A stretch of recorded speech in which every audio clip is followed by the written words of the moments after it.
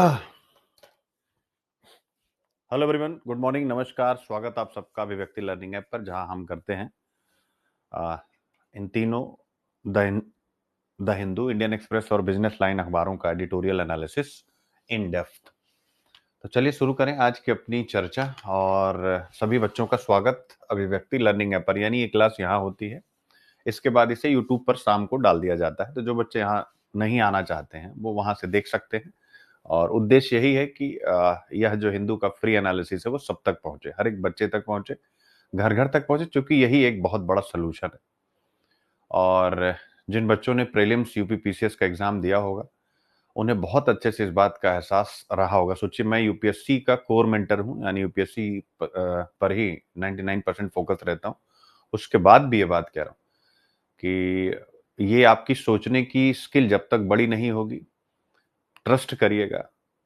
मैं अगर UP PCS से आज यूपी पीसीएस पर थोड़ा एक आर्टिकल पढ़ा लूंगा, एक क्या 3-4 आर्टिकल, उसके बाद फिर हम लोग यूपी पीसीएस पर थोड़ी चर्चा करेंगे। लेकिन हल्की सी चर्चा यहाँ कर लूं कि ये आर्टिकल क्यों महत्वपूर्ण होते हैं। ये हमें लगता है कि तो एडिटोरियल एनालिसिस है, चलो भाई एडिटोरियल एनालिसिस हो रहा है, हर जगह हो रहा है, हम देख लेते हैं। नहीं, एडिटोरियल एनालिसिस अगर केवल ये बताने के लिए कि इसमें 4 पॉइंट हैं, आप इसको याद कर लीजिए, नहीं।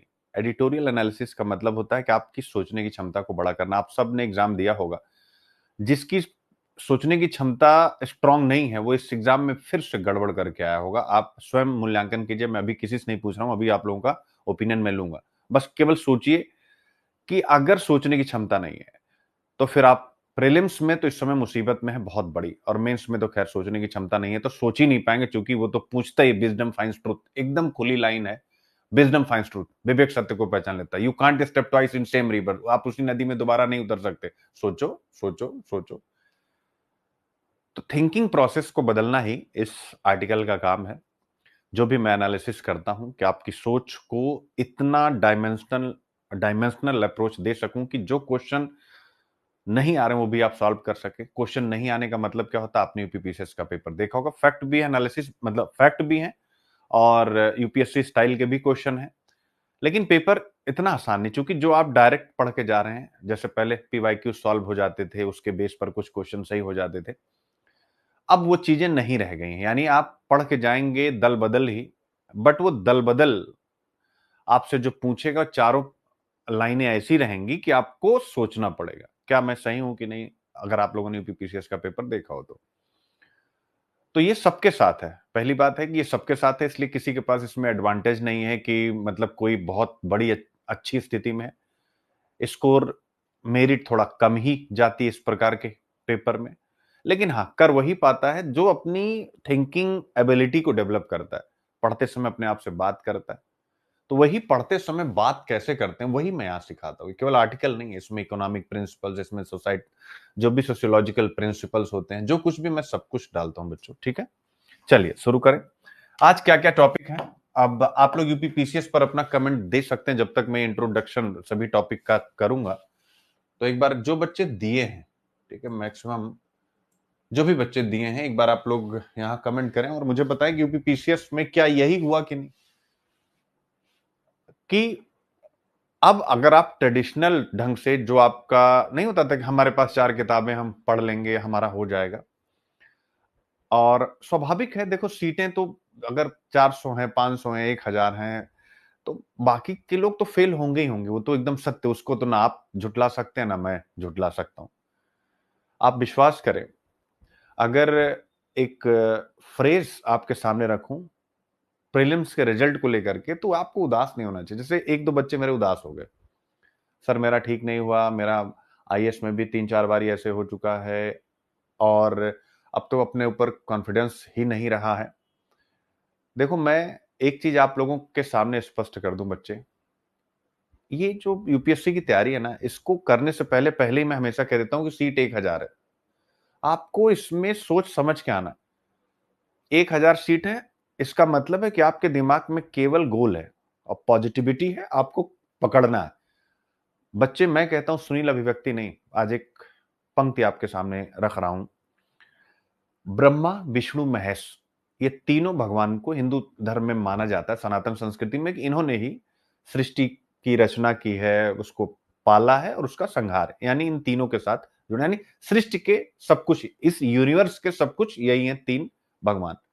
मैं कहता हूं कि अगर वो तीनों भगवान, सुनील अभिव्यक्ति को यहां से हटा देता हूं मैं 1 मिनट के लिए, ये मैं हटता हूं और तीनों भगवान को मैं यहां पर लाता हूं, यानी ब्रह्मा, विष्णु और महेश। आज का एडिटोरियल एनालिसिस ये ब्रह्मा, विष्णु और महेश करें, ठीक है ना, यानी विष्णु भगवान, शिव भगवान और ब्रह्मा भगवान, ये जो इस सृष्टि के नियंता है।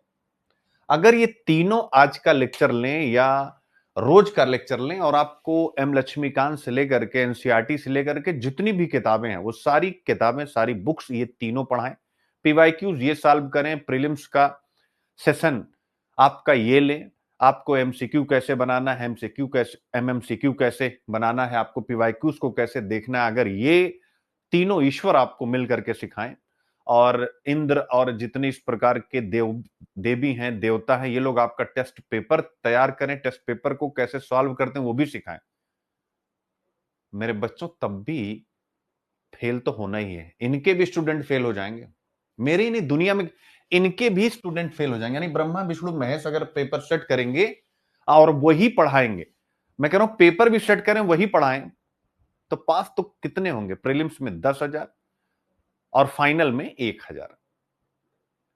आई होप इस चीज को आप समझ पा रहे हैं। तो प्रीलिम्स को पास करना या मेंस को पास करना ये वैसा नहीं है जैसा आप सोच पा रहे हैं। ये होता ना कि तलवार की धार पर चलना है। तलवार की धार का मतलब क्या होता है? आराम नहीं करना, थक जाना है, टूट जाना है। अगर आप इस एग्जाम में हैं, मैं उसकी बात कर रहा हूं, लगे रहना है, लगे रहना है, लगे रहना, निराश नहीं होना, हताश नहीं होना, परिस्थितियां, दुनिया सब भाड़ में, लगे रहना है, लगे रहना है, लगे रहना है और लगे रहना, क्योंकि और हमेशा लगे कैसे रहना, किताब उठा करके पढ़ने में नहीं, वहां से चीजों को बात करनी। तो मैंने पढ़ा पार्लियामेंट्री कमेटी, अच्छा लोक लेखा समिति, लोक लेखा समिति में ये दो चीजें हो गई, अच्छा ये तो मुझे याद आ गया, इस पे सर कहते हैं हाउ मेनी, अगर इसमें क्वेश्चन आ गया, एक चीज चलो हटाती हूँ, अच्छा हाँ ठीक है ठीक है ये भी, अच्छा चलो एक काम करती हूँ कि अब लोक लेखा समिति में प्राक्कलन समिति को जोड़ देती हूँ। अब कैसा क्वेश्चन बनेगा, प्राक्कलन समिति, लोक लेखा समिति, अच्छा ओके ओके, यहाँ मुझे कंफ्यूज नहीं होना है, मेंबर कितने होते हैं ध्यान रखना है, नीचे को ऊपर कर देगा, अच्छा चलो भाई ये भी, अब यार ये दो तो हो गई, लोक लेखा समिति हो गई, प्राक्कलन समिति हो गई, अब जो ये सार्वजनिक उपक्रमों की समिति है इसको देखते देखते, अरे यार इसके मेंबर तो ज्यादा है, ओ माय गॉड। अब ऐसा भी क्वेश्चन आ सकता है कि इनमें से किन समितियों के सदस्य सबसे ज्यादा होते हैं, ये भी एक हो गया काउंटिंग। एक व्हाइट पेपर लेके बैठे रहो, लिखते चलो, अच्छा यार ये ठीक हो रहा है, ये मैं समझ गई, ये नहीं समझ गई, ये करना पड़ेगा, तब जाकर के आप निकाल पाएंगे। ठीक है, चलिए, तो पहला टॉपिक आपके सामने आता है। आज हम जो पढ़ने जा रहे हैं सैटरडे, और आज का टॉपिक है, अब आप देखिए शुरुआत हो गई फिर से ट्रेड वॉर, तगड़ा ट्रेड वॉर। और आपकी बार यूरोपियन यूनियन, मतलब ब्रिटेन भी शामिल हो चुके, यूरोप का भी एक देश अमेरिका के साथ खड़ा। तो चाइना, अमेरिका और ब्रिटेन के बीच में जबरदस्त वाला ट्रेड वॉर, यानी कि ट्रंप ने धमकी दी 100% तक भी टैरिफ लगा देंगे, यानी आज एक रुपए का सामान है तो कल से 2 रुपए का मिलेगा। आप कहेंगे सर ये सब हम लोग सीख चुके हैं, हम कहेंगे यस हम लोग बहुत अच्छे से सीख चुके हैं। तो फिर क्यों पढ़ा रहे हैं? हम कहेंगे जरा आइए और देखते हैं कि क्यों इस टॉपिक को पढ़ा रहा हूं।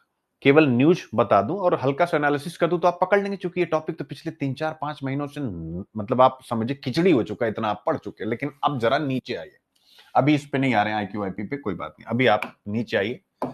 फिर देखिए अगला टॉपिक, ट्रंप का 100% टैरिफ ऑन चाइना। लीजिए, यानी लड़ाई चल रही, तुम रेयर अर्थ नहीं दोगे तो तुम्हारी वस्तुएं अपने बाजार में आने ही नहीं देंगे। तो इसका मतलब उसने रेयर अर्थ पर कुछ रोक लगाई है जिस पर उसी का कंट्रोल है। और क्योंकि ग्लोबल मैन्युफैक्चरर बन चुका है चाइना, तो अगर उसका माल अमेरिका या ब्रिटेन की बाजार में नहीं जाएगा तो उसको भी नुकसान होगा, क्योंकि वो एक्सपोर्ट बेस्ड इकोनॉमी भी है। तो आप देखें ये टॉपिक आ गया। अब इसके बाद तीसरा टॉपिक आज का आप देखेंगे, इसी इंडियन एक्सप्रेस में आता है, the enduring political appeal of Swadeshi and why it is not necessarily good economics. Swadeshi, Swadeshi की अस्थायी राजनीति, ये आजकल जो आत्म निर्भर भारत या स्वदेशी की बातचीत होती है, चाहे हिंदुस्तान विश्व में हर जगह हो रही, सबके अपने अपने नाम है, कहीं अमेरिका फर्स्ट है, कहीं स्वदेशी है। हिंदुस्तान में जैसे अमेरिका में अमेरिका फर्स्ट है, वैसे ही इंडिया में स्वदेशी और आत्मनिर्भर भारत अभियान टाइप, यानी आत्मनिर्भरता पर, सेल्फ रिलायंट पर ज्यादा बातचीत हो रही है। तो इसमें डिस्कस किया गया कि क्यों हर एक परिस्थिति में अच्छा नहीं है। पॉइंट को पकड़िए आप, स्वदेशी क्यों हर एक परिस्थिति में अच्छा नहीं है, यह विषय डिस्कस किया गया। लेकिन इसमें बहुत बढ़िया डिस्कशन है स्वदेशी मूवमेंट के ऊपर भी, यानी इतिहास भी हम पढ़ेंगे, और आज का जो स्वदेशी अभियान है इसके बारे में भी। अब आप 3 टॉपिक आज का देख लिए, अब आइए जरा सैटरडे चलते हैं। 3 हो गया बच्चे।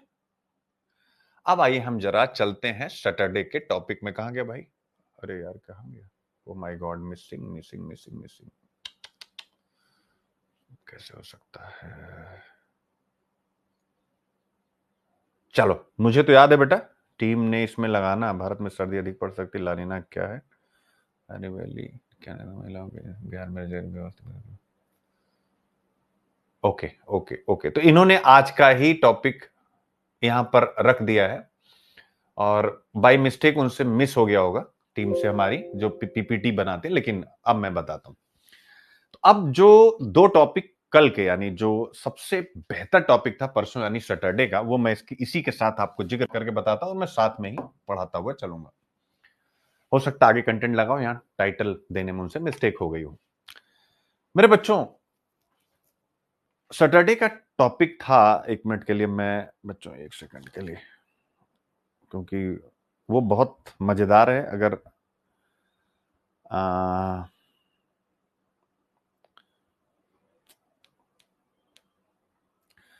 The end of fair trade, ये सैटरडे का टॉपिक था। The end of fair trade, आप देखिए कैसे चीजें करें। The end of fair trade, ये थिंक वाले पेज पर बिजनेस लाइन में बहुत बड़ा आर्टिकल, बहुत बड़ा, मतलब पूरे 1 पेज का था, ठीक है ना। The end of fair trade. अब इस टॉपिक को आप देखें, एंड ऑफ फेयर ट्रेड, यानी एक युग था जबकि फ्री और फेयर व्यापार होता था विभिन्न देशों के बीच में, यानी ग्लोबलाइजेशन के उत्कर्ष की बातचीत है। लेकिन आज वह युग, उस युग का अंत हो गया। तो उस टॉपिक में जो कहा गया है कि फेयर ट्रेड का अंत हो गया है, निष्पक्ष और स्वतंत्र व्यापार का अंत हो गया है।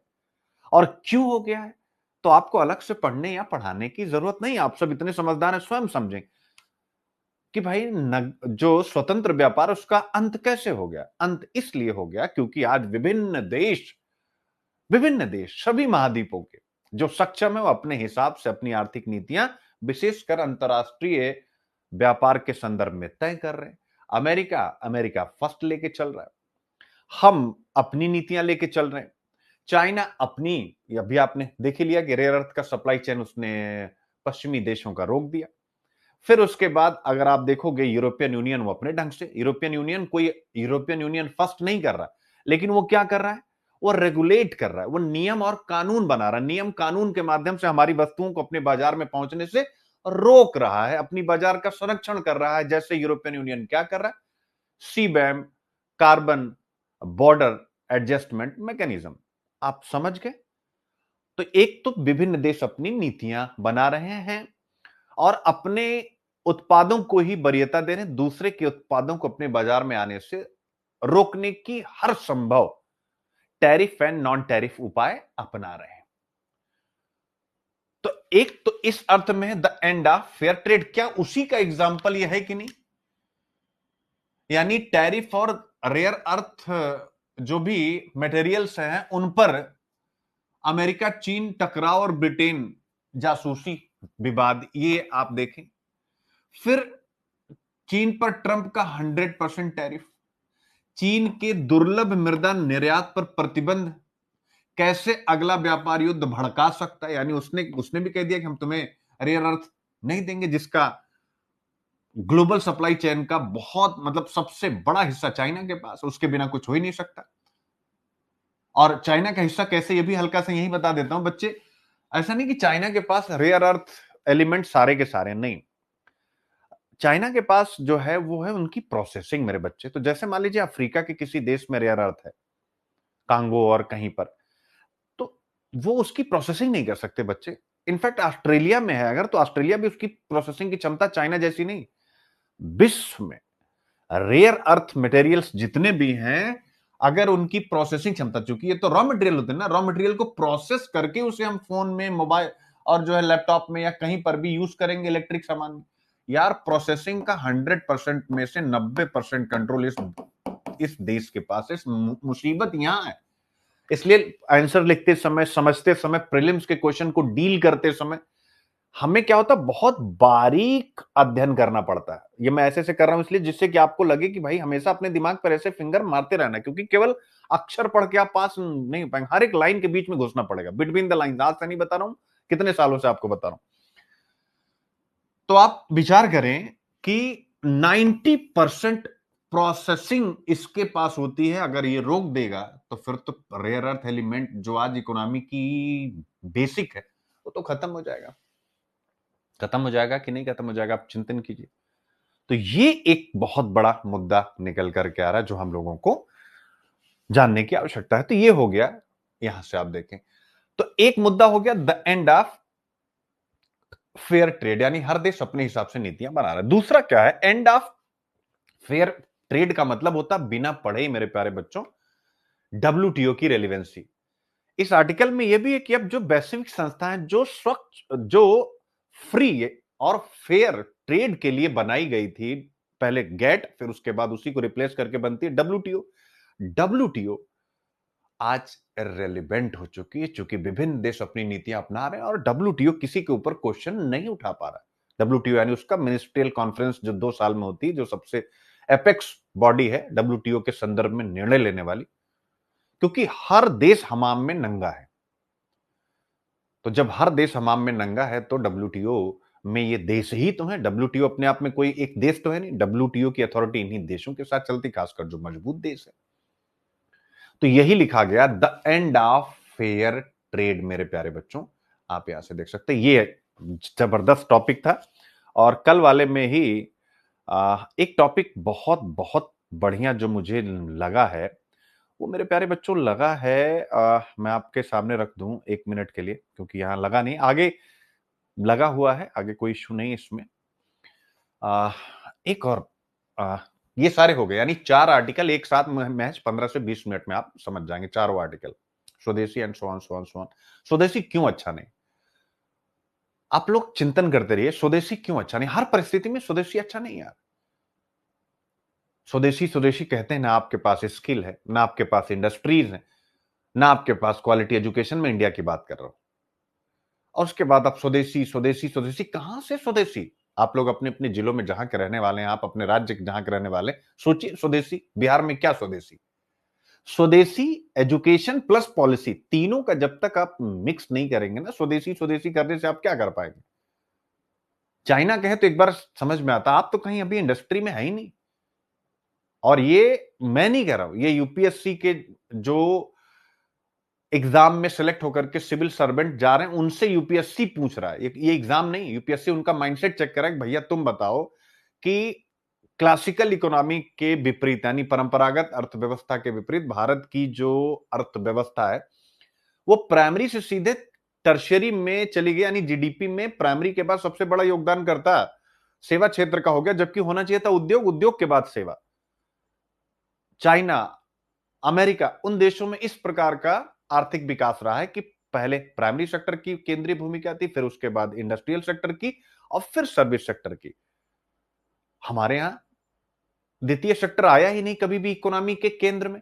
तो जिस देश में यूपीएससी आपसे पूछता है कि मजबूत औद्योगिक आधार, रोबस्ट इंडस्ट्रियल बेस नहीं है, मजबूत औद्योगिक आधार नहीं, क्या वो देश विकसित बन सकता है।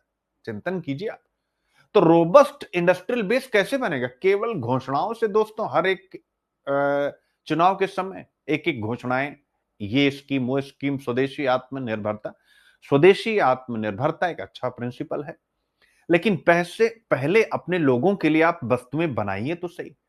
और अपने लोगों के लिए वस्तुएं कैसे बना पाएंगे, केवल होलिस्टिक पॉलिसी से आप कतई नहीं बना पाएंगे। आप अपने लोगों के लिए जो स्कीम्स बना पाएंगे, इस देश को, जो मैं बार बार आपसे कह रहा हूं, डिवाइड करना पड़ेगा। इस देश को अंडर डेवलप्ड, डेवलपिंग और डेवलप्ड, इन 3 कैटेगरी में डिवाइड करना पड़ेगा। एस्पिरेशनल डिस्ट्रिक्ट प्रोग्राम से 10 कदम आगे बढ़ने की जरूरत है। यानी आपने डिवाइड अगर इस आधार पर कर लिया कि कौन अंडर डेवलप्ड है, कौन डेवलपिंग है और कौन डेवलप्ड है, एक लिख लीजिएगा। एक ये, इससे क्या हो जाएगा कि एग्जैक्ट हमें कहां कैसे पहुंचना। दूसरा, जैसे हम आपदा के लिए, मेरे प्यारे बच्चों, डेमोक्रेसी में एक बड़ा भारी इश्यू होता है कि जो चीजें मुसीबत में डाल दें राजनेताओं को या पॉलिटिशियंस को, उसको हम पहले सॉल्व करें। चूंकि आपदा आ रही, तो आपदा पर जनता की सीधी आपके ऊपर निगाह रहती है, आप उस पर काम कर रहे हैं, अच्छा काम कर रहे हैं, और ये करना भी चाहिए। लेकिन मेरे बच्चों, आप क्या बनाते हैं? आप बनाते हैं हैजार्ड मैप। बनाते हैं कि नहीं बताते? Hazard mapping. अब मुझे आप बताइए, क्या हमारे देश में एक मैप रिसोर्स मैपिंग का बनना चाहिए कि नहीं? आप लिखिए, ये कहीं किताबों में नहीं है, ये मैं बोल रहा हूं। लिखिए आप, रिसोर्स मैप। जैसे आप इंडिया का पॉलिटिकल मैप पढ़ते हैं, इंडिया का ज्योग्राफिकल मैप पढ़ते हैं, हिंदुस्तान के हर एक बच्चे को बचपन से, जब भी वो भूगोल का कुछ भी पढ़ रहा है, किसी भी चैप्टर में पढ़ रहा है, इंडिया के रिसोर्स मैप। और इंडिया का रिसोर्स मैप में क्या केवल एक resource map, India resource map, जैसे आप इंडिया का मैप पॉलिटिकल एंड ज्योग्राफी का पढ़ते हैं, वैसे ही आप इंडिया का रिसोर्स मैप पढ़ें। और इंडिया के रिसोर्स मैप में पहला मैप आपके सामने होना चाहिए नेचुरल रिसोर्सेस। यानी हर बच्चा बचपन से जा रहा है कि झारखंड में ये मिलेगा, बिहार में ये मिलेगा, यूपी में ये मिलेगा, तमिलनाडु में ये मिलता है, आंध्रा में ये मिलता है, तांबा राजस्थान में मिलता है, जस्ता। कहने का मेरा मतलब, जब वो बचपन से पढ़ रहा है, मान लीजिए कल को वो कोई काम करेगा तो उसके दिमाग में उसको पता है कि वो उसके खानदान में, उसके परिवार में, उसके गांव में तांबे का काम है, तो वो राजस्थान के साथ बचपन से कनेक्ट रहेगा। तो एक हो गया नेचुरल रिसोर्स का मैप। दूसरा होना चाहिए ह्यूमन रिसोर्स का मैप। मतलब मैप, इंडिया का मैप, इंडिया के स्टेट बनाने हैं और उनकी कंडीशन वहीं पर लिखनी है। एक मैप अगर आप बड़ा सा खरीदते हैं, सभी राज्य 28 के 28 दिखाते हैं, 3 से 4 पॉइंट आपको उसमें दिखाने, या आप और उसके पार्ट 1 पार्ट 2 कर सकते हैं। हर एक स्टेट का रिसोर्स मैप, यानी नेचुरल क्या है, उसके बाद दूसरा ह्यूमन रिसोर्स में किसकी क्या कंडीशन, और ह्यूमन रिसोर्स में क्या लिखना है आपको। केरला में आपको लिखना है एजुकेशन स्किल में कॉम्बिनेशन परसेंट इतना, बिहार में एजुकेशन स्किल का कॉम्बिनेशन इतना। अब ऐसे पूरे देश का एक मैप बन गया।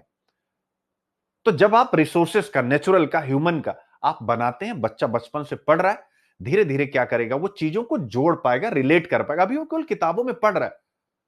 और जो हमारे एनालिसिस करने वाले, जिन रिपोर्ट को गवर्नमेंट बेस बनाती, वो भी वही है। वो जा करके यही चेक करते हैं कि 8वीं बच्चा 5वीं का हिंदी क्यों नहीं पढ़ पाया, 5वीं बच्चा क्लास 2 का जोड़ घटाव क्यों नहीं कर पाया। संस्था के ऊपर टिप्पणी करने की आवश्यकता नहीं, वो अच्छा काम है, असर की रिपोर्ट अच्छी होती है। प्रथम एनजीओ जो निकालता है वो रिपोर्ट अच्छी, कम से कम कुछ तो आ रहा हमारे पास। लेकिन उसमें एक एडिशन ये भी होना चाहिए कि यार 5वीं का बच्चा दूसरी का जोड़ घटाव नहीं लगा पाया, लेकिन उसके एरिया में जो हैंडीक्राफ्ट था उसके बारे में पूछा गया, उस लड़के ने एक एक चीज बता दी कि कुंभकारी का काम कैसे होता है। आप मुझे बताएं, सर्वे में स्किल पर तो चर्चा ही नहीं यार। सर्वे में तो आप कोई भी एजुकेशन का सर्वे निकाल लीजिए, एक बहुत बड़ा इश्यू है ये। This is the biggest issue. तो ये सारी चीजें होनी चाहिए, ये सारे मैपिंग होनी चाहिए, जिससे, और बहुत सारे मैपिंग मेरे दिमाग में हजारों मैपिंग है, लेकिन मौका ही नहीं कहीं रखने का। आप ही लोगों को मैं सिखा सकता हूं। ठीक है, तो स्वदेशी की राजनीति ठीक है यार, लेकिन पहले स्वदेशी के लिए डिमांड तो क्रिएट कर लो आप। और डिमांड क्रिएट कैसे होगी? लोगों की परचेजिंग पावर बढ़ानी पड़ेगी। अब ये नहीं कह सकते कि सर हम तीसरे में, अरे तीसरे में एक की 8 लाख की है, एक की 8,000 की है, क्या ही परचेजिंग पावर है। तो हमारे देश की बहुत बड़ी आबादी, एटलीस्ट 80%, जिसकी परचेजिंग पावर बहुत कमजोर है, जो लो मिडिल क्लास और डिप्राइव्ड सेक्शन से 80% इंडिया की आबादी इन्हीं की है। तो उनकी परचेजिंग पावर बढ़ाने के लिए आपको क्या करना पड़ेगा? उनके बच्चों को प्राइमरी लेवल से, नर्सरी लेवल से ही एजुकेशन स्किल और ये मैप का एक साम्राज्य बनाना पड़ेगा। इस मैप का एक साम्राज्य निर्मित करना पड़ेगा, तब जाकर के चीजें बेहतर होती चली आएंगी। खैर, आई होप आप समझ गए। तो इसलिए अब स्वदेशी की राजनीति हमेशा सही क्यों नहीं होती है, इस विषय पर भी बातचीत, यानी हमेशा का मतलब अंग्रेजों के समय सही थी, क्योंकि उन्हें हमें भगाना था, लेकिन यार अभी नहीं सही है, अभी हमें बनाना है। भगाना और बनाना 2 शब्द लिख लीजिएगा। आप इसी इतने से इस आर्टिकल को खुद समझ सकते हैं मेरे प्यारे बच्चों, इसमें कुछ है नहीं। स्वदेशी मूवमेंट आपने पढ़ा, उस समय हमारी स्वदेशी का लक्ष्य था भगाना, उस समय बिल्कुल फिट था। लेकिन आज हमारा लक्ष्य बनाना, तो आज स्वदेशी नहीं, क्योंकि बनाने के लिए हम स्वदेशी। सोचिए कि पॉलिटिकल जो भी नारे होते हैं कितने खोखले होते हैं, टू बी ऑनेस्ट। मतलब ये नहीं कह रहा हूं कि वो देने नहीं चाहिए, वो दिया जाएगा, डेमोक्रेसी वो आएगा उससे आप। लेकिन हम और आप जो मतलब एक क्वालिटी एजुकेशन की तरफ बढ़ रहे हैं, पढ़ रहे हैं, उनको ये चीज समझना चाहिए कि ये नारे कितने खोखले होते हैं। आप कहते हैं स्वदेशी स्वदेशी स्वदेशी, यार स्वदेशी के लिए सारे रॉ मटेरियल तो विदेशी विदेशी विदेशी।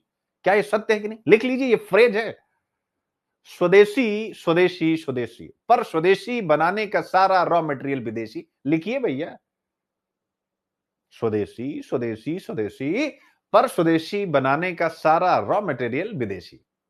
रॉ मटेरियल यानी 4 फैक्टर में किसी भी गुड्स एंड सर्विस को बनाने में लैंड, लेबर, कैपिटल, एंटरप्राइज, आपको अच्छे से पता है उसमें से एक है रॉ मटेरियल।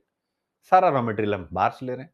इतना ही नहीं, इकोनॉमिक्स कहता है अगर टेक्नोलॉजी आ जाए तो लैंड, लेबर, कैपिटल, एंटरप्राइज, इनकी प्रोडक्टिविटी बढ़ जाती है।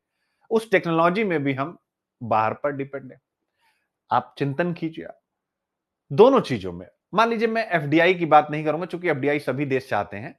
तो हम अपनी जो कोर नीड है ना बच्चे, टेक्नोलॉजी और रॉ मटेरियल, जो भी प्रोडक्ट है उसको बनाने के लिए, याद रख, लिख लीजिए, टेक्नोलॉजी एंड रॉ मटेरियल के लिए हम इंपोर्ट पर डिपेंडेंट बनाइए। फार्मास्यूटिकल सेक्टर आपका चाइना के सारे इंग्रेडिएंट पर डिपेंड करता है।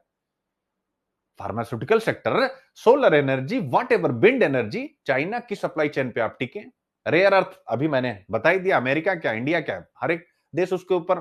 तो उन्होंने अपने यहां पर hazard mapping, natural hazard mapping, प्राकृतिक आपदा मैपिंग का वल्नरेबल मैप तो बनाया, लेकिन उसके साथ उन्होंने अपने देश में रिसोर्स मैपिंग की, नेचुरल भी, ह्यूमन भी, टेक्नोलॉजिकल रिसोर्स मैपिंग भी की, उसके ऊपर काम किया। और केवल ये नहीं कि हम तुम्हें ये संस्थाएं दे रहे हैं, उन्होंने ग्रास रूट लेवल पर काम किया कि जब तक स्कूल का बच्चा रिसोर्स मैपिंग नहीं समझेगा, डायरेक्ट स्किल इंडिया कार्यक्रम में आप रिसोर्स मैपिंग कैसे डाल पाएंगे? आप चिंतन कीजिए। अगर स्कूल का बच्चा ये नहीं समझेगा कि रिसोर्स मैपिंग क्या है, तो डायरेक्ट हम ये national India mission, skill mission and so on पता नहीं कौन सा मिशन। ऐसा नहीं कि वो मिशन खराब है, वो भी अपने आप में बहुत अच्छे हैं, क्योंकि वो जो व्यवस्था में नहीं था उसमें रिफॉर्म कर रहे हैं, लेकिन उनका रिफॉर्म बहुत छोटे लेवल पर है। अब बड़े लेवल पर कैसे होगा? तो नेशनल एजुकेशन पॉलिसी को स्किल और रिसोर्स मैपिंग के साथ जोड़ना पड़ेगा। स्किल, स्किल का मतलब क्या होता है? कह दिया जाता है हम स्किल के लिए ये कर रहे हैं। अरे स्किल का मतलब होता है हर एक रिसोर्स की मैपिंग, और वो केवल डीएम, एसडीएम ये नहीं करेंगे। उस रिसोर्स की मैपिंग क्लास में बैठा हुआ जो 40-50 छात्र छात्रा है वो करेगा। जिस दिन वो छात्र और छात्राएं रिसोर्स मैपिंग करने लग जाएंगे, 1 2 3 4 5 6 7 8 9 10, वही बच्चे जाकर के जब एसडीएम, डीएम या बिजनेसमैन बनेंगे, स्टार्टअप इकोसिस्टम में जाएंगे, वो रिसोर्स को मैनेज बेहतर ढंग से कराएंगे। अब जिस बच्चे ने सीखा नहीं वो आईएएस बन गया, उसे पता नहीं रिसोर्स मैपिंग क्या होती, वो आराम से शासन करेगा और अच्छा करेगा। ऐसा नहीं वो खराब है। जो डीएम वो अच्छा करेगा, अपने हिसाब से सब कुछ मेंटेन करेगा, लॉ एंड ऑर्डर मेंटेन करेगा, सब कुछ, लेकिन उसे असली चीज जो है वो पता ही नहीं कि यार रिसोर्स मैपिंग नाम की भी कोई एक चिड़िया होती है, कि हर एक डीएम चाहे तो अपने जिले में रिसोर्स मैपिंग का एक सर्वे करा सकता है। 4 एनजीओ स्थानीय पकड़िए, और बहुत सारे एनजीओ लोकल्स होते हैं, उनको आप फंडिंग दीजिए, उनको आप एक पुरस्कार दीजिए, देखिए आपके यहां पर रिसोर्स मैपिंग हो जाएगी। लेकिन उसके लिए सोच चाहिए, प्लान चाहिए, प्लान बनाने की एक टीम चाहिए। ठीक है, तो टीम बनाना भी तो बहुत महत्वपूर्ण होता है। ठीक है, तो ये सारी बातें, अब आप इतनी बातें हो गई, स्वदेशी वाला भी हो गया। तो स्वदेशी वाला टॉपिक भी ग्लोबलाइजेशन के अगेंस्ट ही जा रहा है। तो आज 4 टॉपिक आप पढ़ रहे हैं, लेकिन जो बातें मैंने अभी की, इसको बिहार पीसीएस पे आए। आज मैं बिहार पीसीएस के बच्चों को, और बिहार पीसीएस के नहीं, यूपीएससी बीपीएससी लिखा, हड़बड़ाइएगा नहीं। ये टॉपिक इतना शानदार, हो सकता है मुझे 2 पार्ट में लेक्चर करना पड़े बेटा, क्योंकि मैं हड़बड़ी में भागूंगा नहीं, क्योंकि मैंने फिर पीसीएस का प्रीलिम्स का पेपर देखा और मुझे लग गया, फिर क्या बोलूं, कभी कभी क्या होता है, टीचर कुछ कहता है तो उसको ईगो में ले लिया जाता है, लेकिन मेरे जैसे इंसान को तो कभी आप लोग इस निगाह से मत देखिएगा, क्योंकि अपने हृदय से भी मैं बड़ा मतलब ईगो ईगो है ही नहीं, बिल्कुल नहीं। मैं सच बता रहा हूं बेटा, इसका सोल्यूशन आप कितना भी भटक लीजिए, यूपीएससी का प्रीलिम्स हो या पीसीएस का, इसका सोल्यूशन मैं हूं। मैं का मतलब ये नहीं कि मुझे ज्ञान है, मैं का मतलब है कि आपकी पूरी की पूरी थिंकिंग प्रोसेस को प्रतिदिन 360 डिग्री चेंज करना पड़ेगा। यानी मैं प्लान बनाऊं, उसमें मेरी भी भूमिका हो, मेरी टीम की भूमिका हो, आपकी भूमिका हो, तीनों लोग मिलकर के स्टेप बाय स्टेप काम करें। ठीक है, तो आज और भी बच्चे आ जाएं। आज रात को 9 बजे एक सेशन लूंगा प्रीलिम्स के लिए, बिल्कुल एकदम से ओनली प्रीलिम्स। चाहे आप बिहार दें, चाहे आप यूपी दें, चाहे आप यूपीएससी दें, 3 स्तरीय कार्य योजना बनाऊंगा मैं, यानी कि ऑब्वियस जो डायरेक्टर है, यानी फिल्म का जो निर्देशक है, ऑब्वियस है, फिर मेरी टीम और आप, कैसे हम तीनों मिलकर के काम करेंगे तब रिजल्ट हो पाएगा। नहीं, ऐसे ना हो पाएगा। और वो तीनों करेंगे, आप लोग उसको आज से ही अप्लाई करिएगा, आपका काम बन जाएगा। ठीक है, क्योंकि अब अगर पीसीएस से भी समस्या हुई है तो अब आप आईएएस के लिए प्रेशर मत लीजिए। नहीं, कोई बात नहीं, हो जाएगा, चलता रहता है। तो आज मैं जो सिखाने जा रहा हूं, एक टर्म है, नहीं तो इस टॉपिक को मैं लेता नहीं। बिहार इस समय चुनाव है, इसलिए बिहार में इस समय चुनाव, इसलिए बिहार इस समय डिस्कशन के केंद्र में। जरा देखिएगा, टॉपिक का title, unemployment is still a core issue in Bihar. Bihar में बेरोजगारी अभी भी एक मुद्दा है, बहुत सारी चीज इसमें है, लेकिन जो मैंने पकड़ी है वो ये पकड़ी है। आज आपको पढ़ाने जा रहा हूं एक कॉन्सेप्ट, DWE इफेक्ट। DWE ये कॉन्सेप्ट है, DWE यानी डिस्करेज्ड वर्कर इफेक्ट। क्या है? Discouraged worker effect. अब आप कहेंगे सर ये क्या है? तो आज यही सिखाने जा रहा हूं। बिहार की बहुत बड़ी समस्या है। अब आप सब जो भी बिहार के बच्चे हैं यहां पर, आप मुझे बताएं कि क्या किसी भी डिस्कशन में, आज तक चुनाव के दौर में भी आपने बड़े डिस्कशन सुने होंगे, बिहार की मीडिया, जो लोकल चैनल्स हैं या जो कुछ भी है, ये कभी भी निकल करके आया डिस्करेज्ड वर्कर इफेक्ट? बिहार की बेरोजगारी की सबसे बड़ी समस्या है। अब चूंकि ऑब्वियस है, मैं बिहार केवल मेंस का कराता हूं, बहुत डिटेल लेक्चर में लेता नहीं, अदरवाइज ये मैं डिस्कस कर चुका होता। कैसे? यही यूपीएससी ने जो पूछा है उसी को इसने एक अलग टर्म दिया। यूपीएससी ने आपसे पूछा था कि भारत में समावेशी विकास के सामने आने वाले सबसे बड़े चैलेंज में क्या है? Careless and useless man power. Careless and useless man power, ये प्रश्न था कि नहीं? यूपीएससी जीएस पेपर 3 यूनिट 2 समावेशी विकास से संबंधित विषय था ये प्रश्न। ये वही है। यानी बिहार की बेरोजगारी में अब बहुत सारे मुद्दे हैं, एक मुद्दा बड़ा गहरा है जिसे बोलते हैं डिस्करेज्ड वर्कर इफेक्ट। इसी को यूपीएससी ने केयरलेस कहा था। क्या कहा था? केयरलेस। कि रोजगार ढूंढ रहे, नहीं मिल रहा, भाड़ में जाओ, रोजगार करेंगे ही नहीं। केयरलेस मतलब, डिस्करेज्ड का मतलब क्या हो गया? डिस्करेज, यानी कि रोजगार ढूंढे, नहीं मिला, भाड़ में जाओ, नहीं करेंगे। देशी भाषा में बता रहा हूं जिससे कि आपके दिमाग में ये पॉइंट बैठ जाए। जैसे मैंने रोजगार ढूंढा, नहीं मिला, भाड़ में जाओ, नहीं करेंगे। डिस्करेज यानी जो, आपको पता है पूरे हिंदुस्तान में सबसे ज्यादा डेमोग्राफिक डिविडेंड कहां? बिहार में। जनसांख्यिकीय लाभांश में बिहार टॉप पे है, परसेंटेज के हिसाब से अगर आप जाकर के देखेंगे। संख्या के हिसाब से नहीं, ऑब्वियस संख्या के हिसाब से यूपी हमेशा टॉप पे रहेगा। यानी वहां पर यंग पॉपुलेशन, यूथ पॉपुलेशन खूब है। लेकिन क्या समस्या आ रही? डिस्करेज्ड वर्कर इफेक्ट वहां पर काम कर रहा है। तो ये सारी चीजें मेरे बच्चे, जब आप अब मान लीजिए बिहार पीसीएस के इंटरव्यू, अगर आपसे पूछे कि बिहार की कोई 5 समस्याएं बताइए और आपने डिस्करेज्ड वर्कर इफेक्ट पहला शब्द बोला, उसको अच्छा लगेगा कि ये बंदा या बंदी पढ़ के आए, ये सोच रहे हैं बिहार के बारे में, घुसे पड़े, क्योंकि उन्होंने भी, अगर हिंदू बहुत अच्छे से पढ़ा होगा तब तो ठीक है, ये टॉपिक उनके सामने आएगा, नहीं तो नहीं आएगा। ठीक है, तो ये आपको पढ़ाने जा रहा हूं, ये वही है। डिस्करेज क्यों है यार? एक तो रोजगार नहीं मिला, रोजगार मिल क्यों नहीं रहा? बिकॉज कि भाई उनके पास स्किल ही नहीं। अपॉर्चुनिटी नहीं, अगर स्किल भी है तो अपॉर्चुनिटी नहीं, उद्योग ही नहीं। तो समस्या केवल एजुकेशन और उद्योग में संबंध की नहीं है, लिख लीजिएगा। जैसे अक्सर हम लोग पढ़ते हैं, हमारे चीफ इकोनॉमिक एडवाइजर साहब भी बताते हैं और बहुत सारे विश्लेषक भी ये बातें डिस्कशन में रखते हैं कि सबसे बड़ी समस्या है कि जो हम स्कूलों का सिलेबस, और हम मैं भी पढ़ाता हूं, ऐसा नहीं, मैं भी तो पढ़ाता हूं, आर्टिकल आते रहते हैं कि जो हमारे स्कूलों का सिलेबस है वो सिलेबस जो इंडस्ट्री की नीड है उसके अकॉर्डिंग नहीं, यानी कि जो हम पढ़ रहे हैं और जो इंडस्ट्री, जो फैक्ट्रियों में काम चल रहा है, दोनों में मिसमैच है। तो पढ़ कुछ और रहे हैं और फैक्ट्री में काम की डिमांड कुछ और है, तो हम जब पढ़ के जाएंगे तो या तो 100 रुपए की हमारी क्षमता है, लेकिन हमें 20 रुपए का काम मिलेगा या काम ही नहीं मिलेगा। लेकिन दूसरा है, एक तो ये हो गया, ठीक है, लेकिन दूसरा ये है कि जो पढ़े लिखे हैं, जो स्किल्ड हैं भी, जिन्होंने किसी तरीके से फैक्ट्री के अकॉर्डिंग अपनी क्षमता डेवलप कर ली है प्राइवेट कोर्स वगैरह करके, वो बेचारे फैक्ट्री ना होने की वजह से बेकार हैं, डिस्करेज्ड वर्कर इफेक्ट का शिकार है। क्या ये दोनों बातें उतनी ही सत्य नहीं? पहली वाली तो सब बात करते हैं, दूसरी कोई बात नहीं करता। भाई चीफ इकोनॉमिक एडवाइजर साहब को यह भी कहना चाहिए कि एक समस्या की तरफ तो मैं आप लोगों का ध्यान आकर्षित कर रहा हूं, और वो ये है कि जो एजुकेशन में हम पढ़ा रहे हैं बच्चों को, उसका एग्जाम, उसका जब वो पढ़ के जाएगा तो जो इस देश में रिलायंस या टाटा की डिमांड होगी, टीसीएस की डिमांड होगी, उसके अकॉर्डिंग वो बंदा है ही नहीं। एक तो ये हो गया, मैक्सिमम की बात कर रहा हूं, कुछ तो होते ही होते हैं यार मुट्ठी भर। और दूसरा, ये नहीं बताते हैं कि भाई जो स्किल्ड है उनके लिए आपके पास फैक्ट्रियां ही नहीं। अब बिहार में कितनी फैक्ट्रियां, आप चिंतन कीजिए, बिहार की राजनीति में इतने दिनों से, अगर आप जो बिहार के बच्चे हैं, आप लोग इंटरव्यू भी देंगे और बिहार की राजनीति से भी आपसे प्रश्न पूछा जाएगा, 17वीं बीपीएससी के जो बच्चे, तो आपसे बहुत सारे प्रश्न पॉलिटिकल उठेंगे, क्योंकि ताजा ताजा चुनाव हुए होंगे।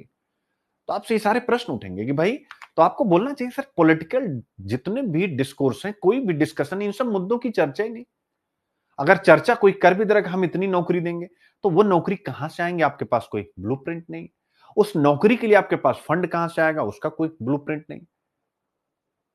तो इमोशनल और कुछ फाइनेंशियल इश्यूज की वजह से बेचारे वोट तो सब लोग करेंगे करेंगे, लेकिन फिर क्या होगा? वही ढांक के तीन पार। ठीक है, अब आते हैं एक और पॉइंट आपके सामने डिस्कस करते हैं कि लोग वोट तो करेंगे। अब अगला पॉइंट आता है, लोग वोट तो करेंगे। तो मैंने एक बोला कि वोट क्यों करेंगे? क्योंकि हम किसी के खाते में पैसा भेज देंगे। बिहार में भी आप देखिए तो खातों में पैसे की गारंटी सबने दे रखी, हमारी सरकार आएगी इतना देंगे इतना देंगे। बीजेपी और एनडीए ने शायद 10,000 अकाउंट में डाल भी दिया। पढ़ा आप लोगों ने ये चीज? और ये बिहार के लिए नहीं, सभी के लिए। अब आ रहे हैं अगले टॉपिक के ऊपर, यहीं से बिहार की यात्रा को कनेक्ट कर रहा हूं अगले टॉपिक के साथ। और अगला टॉपिक क्या है मेरे बच्चे? अगला टॉपिक है, क्या है अगला टॉपिक? आइए देखते हैं। इसी 10,000 रुपए या पूरे देश में जो महिला वोटर्स को आकर्षित करने के लिए चुनाव के ठीक पहले उनके नाम से महिला सम्मान निधि दी जाती है देश के विभिन्न राज्यों में, ऐसा नहीं केवल किसी एक राज्य में, जिसमें बिहार भी शामिल है, जिसमें भी हालिया 10,000 अकाउंट में पहुंचे हैं। तो वो एक पॉलिटिकल मूव है। वो पॉलिटिकल मूव किस प्रकार से महिलाओं को एम्पावर कर रहा है, और उसके ऊपर जो टॉपिक है, मिल जाए तो मजा आ जाए, नहीं तो फिर मुझे, क्योंकि ये सैटरडे का टॉपिक है बच्चों। हाँ हाँ, मजेदार। Do cash transfer build women's agency? क्या नगद हस्तांतरण से महिलाओं की एजेंसी का निर्माण होता है? अब मैं आपसे पूछूं,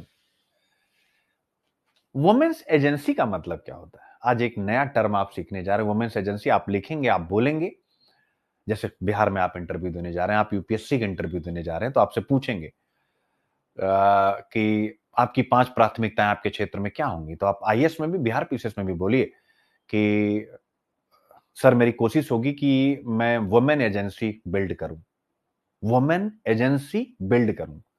तब आपके मन में पहला चित्र क्या होगा? वुमेन एजेंसी का मतलब कोई एजेंसी मतलब नहीं होता कि कोई कंपनी बना लेंगे, एजेंसी की तरह वो काम करेगी, ऐसा ही आया होगा ना? आइए सिखाते हैं वुमेन एजेंसी क्या ये जो महिलाओं को हम उनके खातों में डीबीटी के माध्यम से जो पैसा ट्रांसफर कर रहे हैं, क्या इससे वुमेन एजेंसी का निर्माण होता है? Women agency is equal to free and decision लेने वाली इंडिपेंडेंट वुमेन।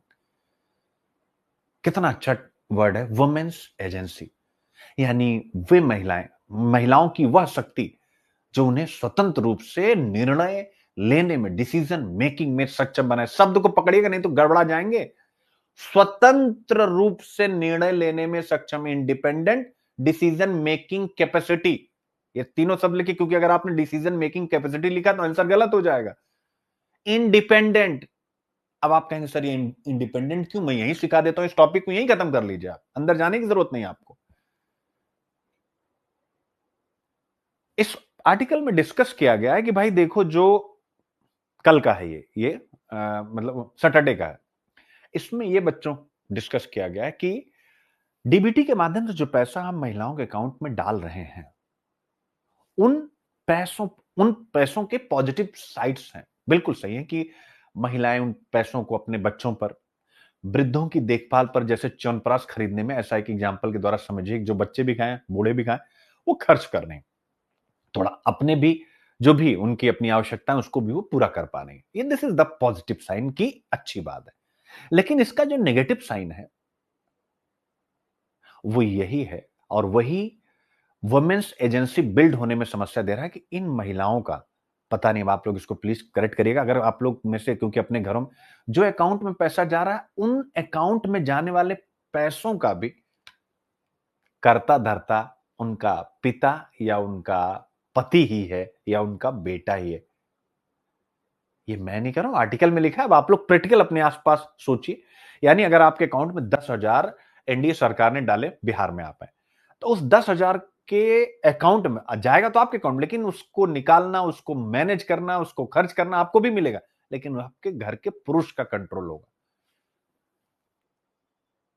अब एक कमेंट आया है, मैं देख लेता हूं। पूजा कह रही सर राइट है, अंशु भी कह रही सर राइट है, बारुल बिल्कुल सही सर, ठीक है। यानी आप सब की निगाह में कविता आपने भी कहा यस सर, बिल्कुल सही बात है, ठीक है, ठीक है। तो कहने का मतलब है कि लड़कियां इसका आंसर करी चुकी, उन्हीं के साथ अभिषेक भी कह रहे हैं अच्छा आपने भी देखा है, राइट सर। सौरभ कह रहे हैं अच्छा लड़के, मुझे लगा कि लड़कियां ही बताएंगी। सौरभ साहब आपके सामने देखिए, ये क्या होता है, एक रिसर्च हो गया। अब इस रिसर्च से हमें क्या पता लग रहा है, श्लोक भी कह रहा है हाँ बिल्कुल सही, रुपेश भी कह रहा है यस सर हुआ है, ठीक है। गीता कह रही है कि सर एग्जाम्पल में बीपीएससी स्कॉलरशिप, हाँ जो भी है। तो अगर आपके पैसे पर आपका कंट्रोल नहीं है तो वहां पैट्रियर्की आके खड़ी हो रही है, और यही पैट्रियर्की कैश ट्रांसफर को भी क्या कर रही है, वुमेन्स एजेंसी के रूप में बिल्ड नहीं होने दे रही। तो क्या सब बच्चे समझ गए, women's agency is equal to independent decision making capacity, स्वतंत्र निर्णय निर्माण या निर्णय क्षमता, स्वतंत्र की भाई हमें ये करना है। तो अब आज के बाद से आपके शब्दकोश में मैंने जीएस पेपर 1 सोसाइटी, यूनिट है महिला एवं महिला संगठन, एक टर्म डाल दिया है। आप प्रश्न पूछा था पितृतंत्र, घर कामकाज और घर की संभाल, ये 2014 में जीएस पेपर 1 में पूछा, और 2012 में यही ए से भी आया था कि मध्य वर्गीय जो कामकाजी महिलाएं हैं उनको पितृतंत्र कैसे प्रभावित करता है, पूछा था ये प्रश्न आपसे। और निबंध में पूछा था घर की संभाल और कामकाज क्या महिलाएं न्यायोचित बर्ताव प्राप्त कर रही हैं, आपसे ये भी प्रश्न पूछा था। क्यों बच्चे, दोनों प्रश्न पूछा था कि नहीं पूछा था? अब दोनों प्रश्न अगर आपसे पूछा था तो उस प्रश्न में आप कितना बढ़िया से लिखेंगे कि पितृतंत्र कामकाजी महिलाओं की स्थिति को कैसे प्रभावित कर रहा है। उसका एक महत्वपूर्ण उदाहरण है, जो चाहे केंद्र सरकार हो या राज्य सरकार हो, उनकी जो कैश ट्रांसफर स्कीम के तहत जो पैसा जाता है, जिसके बारे में सैद्धांतिक रूप से माना जाता है कि एक पैसा महिलाओं के खाते में जा रहा है, इससे महिलाएं डिसीजन मेकिंग में स्वतंत्र होंगी। लेकिन अगर व्यवहारिक स्तर पर देखा जाए तो जो कैश ट्रांसफर हो रहे हैं वो वुमेन्स एजेंसी को बिल्ड नहीं कर रहे हैं, महिलाओं की एजेंसी का निर्माण नहीं कर रहे हैं। अंडरलाइन, और उसके बाद महिलाओं की एजेंसी क्या होती है आप डिफाइन कर दीजिए। तो क्या दूसरे बच्चे से आपकी कॉपी अलग हुई कि नहीं? और इसको केवल आप मेंस एनालिसिस मत लीजिए, हिंदू इसी वजह से, ठीक है ना, बच्चे क्या उसके बारे में बना लिए कि ये मेंस नहीं बच्चे, ये सोच का डिस्कशन है, आपकी सोच। वुमेन एजेंसी अब आपसे क्या आगे नहीं पूछ सकता है? सोशल कैपिटल जब पूछ सकता, पूछा था कि नहीं आईएएस के प्रीलिम्स में, सोशल कैपिटल शब्द, सामाजिक पूंजी शब्द से क्या आशय है? तो क्या ये नहीं पूछ सकता महिलाओं की एजेंसी शब्द से क्या आशय है? बोलिए। लेकिन हमारी आपकी इतनी बड़ी समस्या है ना बच्चे, 1 लाख बार बताऊं, मैं देख पा रहा हूं ना जो मेंटरशिप में बच्चे हैं, इतना परेशान। मैं सोच रहा था ये सब बच्चे अगर पहले 4 साल पहले आ गए होते तो शायद आज ये भले चारों अटेम्प्ट में प्री ना होता। देखिए मैं हमेशा से मान के चलता हूं, अभी मैंने बोला ब्रह्मा विष्णु महेश भी पढ़ाएं मेरी जगह तो भी, क्योंकि 5 लाख बैठ रहे हैं तो होगा तो 1 ही 1000 का। लेकिन बच्चे अच्छा कर जाएंगे, प्री मेंस निकाल जाएंगे, और किस्मत हुई तो इंटरव्यू भी निकाल जाएंगे। क्योंकि कितना आपका, आपके दिमाग से चीजें निकालनी पड़ रही। तो हो गया ये women's agency prelims, GS paper 2 social justice बताने की जरूरत नहीं, जनसंख्या के अति संवेदनशील वर्गों के लिए जो भी सरकार कर रहे हैं उसके कारण से क्या उत्पन्न हो, विषय हो रहा है, यही उत्पन्न हो रहा है कि भैया इतना होने के बाद भी वुमेन्स एजेंसी हम बिल्ड नहीं कर पा रहे। क्या बच्चों एकदम से क्लियर हो गया? मुझे एक बार सभी बच्चे बताएंगे वुमेन्स एजेंसी एकदम से क्लियर हो गया क्या? इसको मुझे डिटेल में जाने की जरूरत है?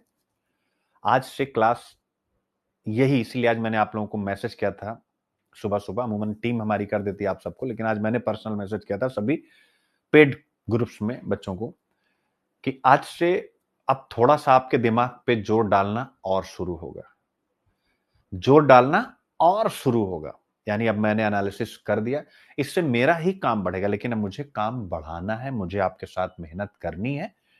मैं ये सारे टॉपिक डिस्कस कर रहा हूं, कुछ कुछ पढ़ाऊंगा, कुछ आपके लिए छोड़ूंगा जिस पर आप सोचेंगे, और आज से द हिंदू प्रीलिम्स के लिए, आप मेंस के लिए नहीं, वो मैं सब एनालिसिस करूंगा। आज से लिखो अपनी कॉपी में, यानी अब क्योंकि यूपीएससी का भी प्रीलिम 7 महीने और आगे स्टेट पीसीएस के भी आएंगे ही आएंगे प्रीलिम। अब 7 मंथ हिंदू प्रीलिम्स के लिए जा रहा है, यानी मतलब क्या हो गया कि एक हमारा करंट अफेयर्स का तो सेशन स्टार्ट हो रहा है प्रीलिम्स के लिए, वो अलग चीज है जो हम 17 अक्टूबर को जिसका वर्कशॉप में लेने जा रहा हूं, सभी लोग उसमें जरूर आएगा करंट अफेयर्स के थ्रू प्रीलिम्स। लेकिन ये होगा 7 मंथ का जो फ्री आपके लिए, जो मैं मतलब यहां हिंदू कराता हूं 7 मंथ। अब यहां पर आज से आप सब केवल, मैंने आप मेंस का आंसर केवल पढ़िए, कोई लिखेगा नहीं, यानी आपका समय मैं बचा रहा हूं।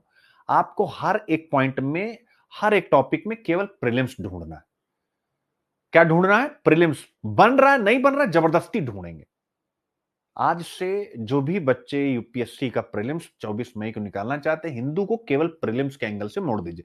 मेरा बस चले तो मोड़ दूं, लेकिन अभी नहीं मोड़ूंगा, उसके पीछे रीजन है कि फिर वो बच्चों को लगेगा कि यार अब तो हिंदू, ठीक है ना, सर अच्छा नहीं करा रहे। क्योंकि देखो सबसे बड़ा टारगेट है कॉम्पिटिटिव एग्जाम में हम लोग हैं, जब हम पास ही नहीं करेंगे तो मतलब क्या है? ऐसी पढ़ाई का तो कोई मतलब है नहीं। तो आज से सब लोग कुछ भी आ जाए उसमें घुस जाना। अच्छा ये योजना, कुटुंब श्री योजना, ये योजना, चाहे आए एग्जाम में ना, लेकिन आपको चैट जीपीटी पर, गूगल पर, एआई के किसी और मॉड्यूल पर, डीप सी के आई पर जा करके उस योजना को डालना है। आज से आपको समझिए कि प्रीलिम्स प्रीलिम्स प्रीलिम्स, टाइम कितना भी लगे, स्टैटिक करंट आप खुद भी लगिए, और एक फिर हम 17 अक्टूबर से प्रोसेसिंग वाला क्लास ला ही रहे हैं, जिसमें कि एकदम साइंटिफिक चलेंगे, जिसमें मैंने पहले बताया कि इकोनॉमिक, साइंस टेक और एनवायरमेंट पर ज्यादा फोकस होगा। सही रहेगा ये? ठीक है, क्योंकि पास हो नहीं पाएंगे तो बिहार का टॉपिक भी हो गया, महिलाओं का टॉपिक भी हो गया। अब आता है, अब मुझे बताइए इस टॉपिक को पढ़ाने की क्या जरूरत? The real need is a holistic demographic mission. Demographic mission, जनसांख्यिकीय मिशन की जरूरत है, जिसका एक पक्ष तो है कि जो बाहर से प्रवासी हमारे यहां आ जा रहे हैं, वो सब एक अलग इशू है। लेकिन इसमें जो मुझे सबसे अच्छा शब्द लगा, जिसके बारे में मैं कब से आपको बता रहा हूं, ये वाला, कि हिंदुस्तान को डेमो, जैसे हमने यहां लिखा नहीं है, अब आप इसको लिख लीजिएगा और कुछ नहीं, बस केवल ये टर्म हमारे लिए इंपॉर्टेंट, अंदर का कोई भी कंटेंट आप चाहे मत पढ़िएगा, केवल अगर प्रीलिम्स का कुछ रहेगा क्वेश्चन वो जरूर पढ़ लीजिएगा, इसको अंदर एकदम आपको जाना नहीं। जनसांख्यिकीय मिशन, ये शब्द मैं केवल आपके सामने रख रहा हूं, आर्टिकल में नहीं है, लिख लीजिएगा, इसको मैंने रखा है कि जैसे हमने नेशनल हाइड्रोजन मिशन लॉन्च किया है, उद्देश्य क्या है? क्लीन एनर्जी, लिख लीजिए। नेशनल हाइड्रोजन मिशन, यानी मिशन और कितने मिशन है, उनका एम क्या है, उनका उद्देश्य क्या है, आप चाहें तो एक टेबल भी बना सकते हैं। तो हमने नेशनल हाइड्रोजन मिशन लॉन्च किया। अब उसका हमारा उद्देश्य क्या है, क्लीन एनर्जी का उद्देश्य। ओके बच्चे। फिर हमने क्या किया, सेमीकंडक्टर मिशन, उद्देश्य क्या है, सेमीकंडक्टर चिप में आत्मनिर्भर बनना। अब जितने भी मिशन हिंदुस्तान के हैं आप देख सकते हैं, ठीक है। अब उसी में आपको एक और डालना, राष्ट्रीय जनसांख्यिकी मिशन लिखिएगा। नेशनल डेमोग्राफिक मिशन, सबसे बड़ा मिशन तो ये है, क्योंकि अगर इस पे हमने काम कर लिया तो गांव गांव में बैठा बच्चा हाइड्रोजन से एनर्जी बनाएगा। लेकिन अगर इस पे नहीं किए तो वही बस मुट्ठी भर बेंगलुरु, दिल्ली, यही सब सारा विकास होगा। यहीं के लोगों की पर कैपिटा इनकम बहुत ज्यादा होगी तो लोगों को लगेगा कि पूरे देश की पर कैपिटा इनकम बढ़ रही। नहीं, पूरा देश वेलफेयर स्कीम्स पर चल रहा है। अगर आप चिंतन कर पाए, मुझे बताइए। इस पर भी एक आर्टिकल कोई विद्वान लिखे, हम लोगों के पास तो समय नहीं, रिसोर्स नहीं है। इस पर भी एक आर्टिकल आज तक कभी नहीं लिखा गया। मैं आपको टॉपिक दे रहा हूं, आप सोचिए इस पे कि क्या भारत जनसांख्यिकीय संदर्भ में विशेषकर अपनी जनसंख्या को सामाजिक सेवाओं तक पहुंच सुनिश्चित कराने में सरकारी स्कीमों पर निर्भर है। यानी हमारे देश में हमने गवर्नमेंट स्कीम पर निर्भर पॉपुलेशन तैयार किया है। पीडीएस, अब वो हमारी नीड थी, उससे कोई इनकार नहीं, लेकिन अब स्टेप 2 भी तो आना चाहिए ना। चिंतन कीजिए आप, आपके पास तो सबसे बड़ी बात होती बेटा, आप कहोगे सर ये सब करने के लिए बहुत पैसे चाहिए होंगे, बहुत बड़ी टीम, बिल्कुल नहीं। सरकार के पास चिंतन करने वाले लोग हैं भाई, बड़े योग्य लोग, लेकिन कुछ अपना पॉइंट मैं आपके सामने रख रहा हूं। जब हम ब्राउन फील्ड और ग्रीन फील्ड एयर बेसिस बना रहे हैं या स्ट्रक्चर्स बना रहे हैं इंडस्ट्री का, ब्राउन फील्ड मतलब हो गया कि उसमें कोई नया इन्वेस्टमेंट नहीं, पुरानी किसी संरचना को हम क्या कर रहे हैं, रिजुविनेट कर रहे हैं, उसे फिर से हम अच्छा बना रहे हैं। ग्रीन फील्ड मतलब न्यू इन्वेस्टमेंट है, चाहे हम एयरपोर्ट पे करें, इंफ्रा में कहीं और करें या फैक्ट्री लगाएं।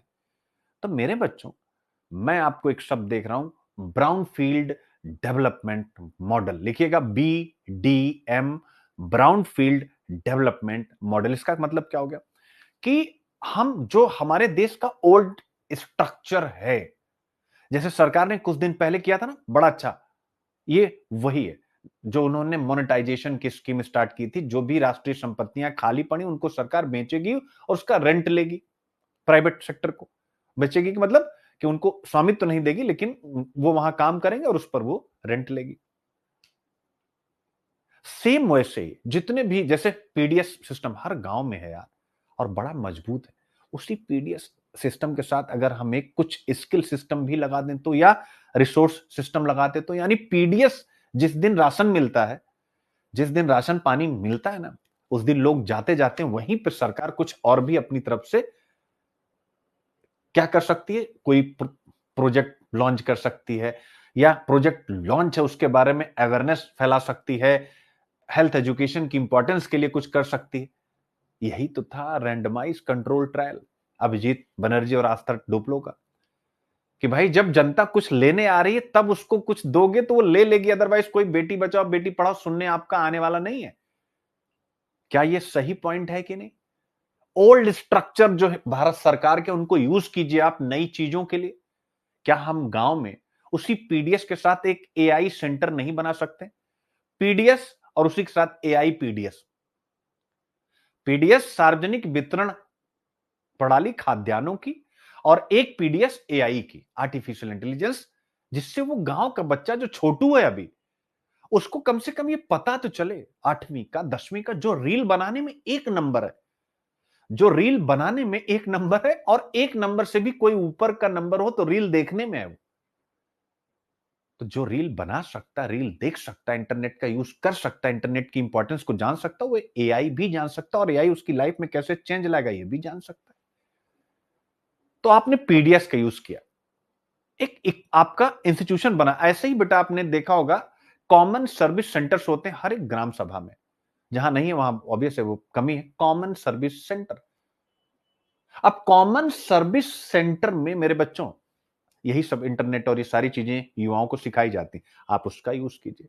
प्राइमरी स्कूल है हर ग्राम सभा में, आप उसका यूज कीजिए, यानी अपनी स्कीम्स के लिए। तो आपको तो नया पैसा लगाना है नहीं, केवल आपको एम्प्लॉयमेंट देना है। तो बिहार में रोजगार कहां से आएगा? या यूपीएससी में प्रश्न पूछा था, भारत को जिन जॉबों की दरकार है वो जॉब कहां से आएंगी? यहां से आएंगी जब हम हर गांव में, हर ग्राम सभा में एआई सिखाने वाले यूथ को रोजगार देंगे, और वह उस गांव, उस ग्राम सभा में एआई को लोगों तक लेकर के जाएगा, रिसोर्स को लोगों तक। यानी हम क्या बनाएंगे? पीसीएस में केवल एसडीएम नहीं, रिसोर्स मैनेजर, यानी पीसीएस में एक पोस्ट आए जो रिसोर्स को केवल मैप करे, रिसोर्स मैपिंग ऑफिसर।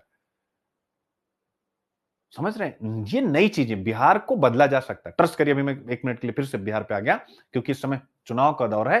बिहार को बदला जा सकता है, लेकिन इस टाइप की सोच वाले लोग होने चाहिए, जो किताबी दुनिया से बाहर हो, जो सिस्टम को समझ करके और फिर क्या करें, प्रैक्टिकल इंप्लीमेंट करें। क्या बिहार पीसीएस के मेंस में ऐसे में आप ये पॉइंट नहीं लिख सकते? मैं आपसे पूछना चाहता हूं, क्योंकि मेरी क्लास में बिहार के बहुत सारे बच्चे हैं। बताएं, लिख सकते हैं कि नहीं लिख सकते? तो ये चीजें हैं, ये आपको लिखना है अपनी कॉपी में, नई नई बातें, कि हमें जरूरी नहीं कि न्यू इंफ्रा बना के एआई सिखाएं। जो ओल्ड इंफ्रा हमारे पास है, हम उसी को एक मॉडल के तहत क्या करें, लोगों के लिए कनेक्ट कर दें। जो एनजीओज होते हैं, एनजीओ जो काम करते हैं हमारे जिलों में, उनके ऊपर आर्थिक बोझ होता है। जो अच्छा काम कर रहे हैं, उनका आर्थिक बोझ कम करने के लिए सरकारी बिल्डिंगों में क्या उनको एक स्थान नहीं दिया जाना चाहिए? इससे उनकी विश्वसनीयता भी बढ़ेगी स्थानीय लोगों में, और उनको भी सोशल रिकॉग्निशन मिलेगा। आप देखिए, हर एक जिले में 1-2 एनजीओ बहुत अच्छा काम करते हैं, हेल्थ पे, एजुकेशन पर, इन सब स्किल पर, सरकार की स्कीमों को लोगों को बताने को लेकर के। लेकिन वो बेचारे अपना ऑफिस तक नहीं बना सकते, क्योंकि खर्चा ही नहीं निकलेगा। मैं बड़े एनजीओ की बात नहीं कर रहा हूं जो विदेश से पैसा उठा रहे हैं, महान लोग हैं वो लोग, ठीक है। छोटे छोटे एनजीओ, मैं बहुत लोगों को जानता हूं, बहुत अच्छा काम कर रहे हैं वो लड़के।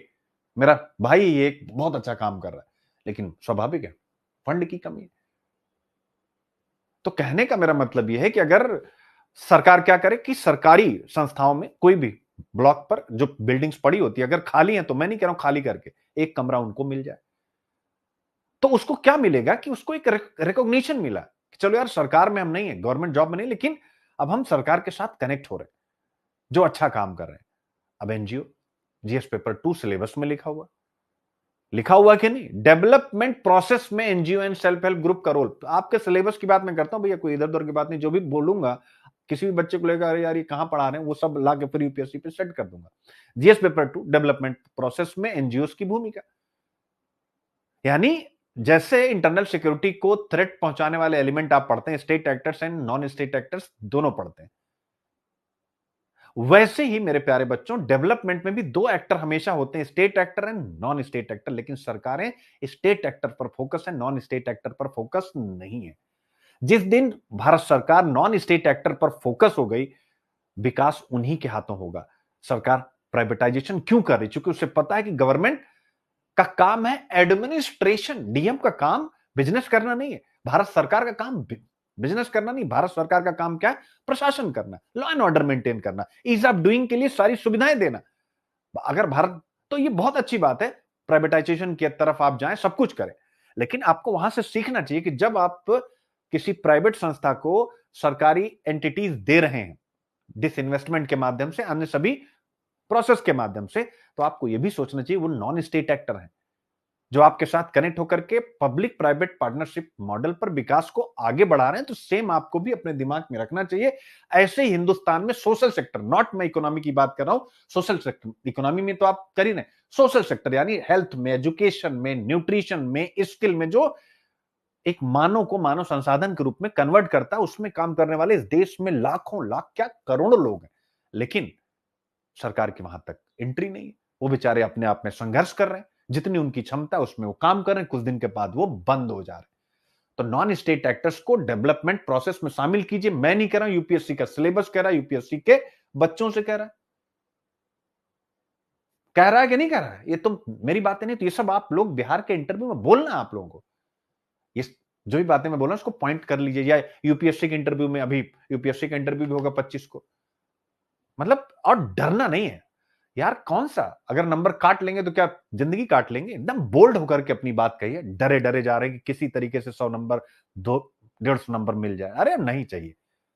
जाएंगे धाकड़ से बोलेंगे नहीं आ रहा, मना करेंगे, मत दीजिए नंबर। लेकिन अगर मेरा धाकड़पन, मेरी पॉजिटिव एटीट्यूड, अहम शून्यता, समर्पण उनको पसंद आ गया तो कहानी हमारी बन जाएगी। ठीक है बच्चों, पॉइंट इज क्लियर। तो इसलिए इसी हिसाब से आप लोगों को काम करना, और अपने आप को बांधो मत। फिर मेरी मजबूरी, मैं आपको एक बात फिर बताने जा रहा हूं।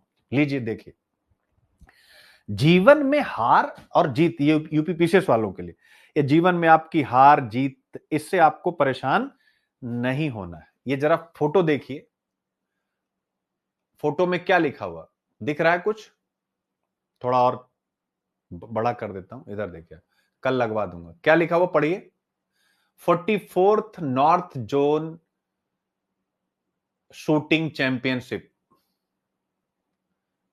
पढ़िए इसको, 44th लिखा हुआ। और ये कौन है, अगर पहचान सके तो? देहरादून में था ये कल,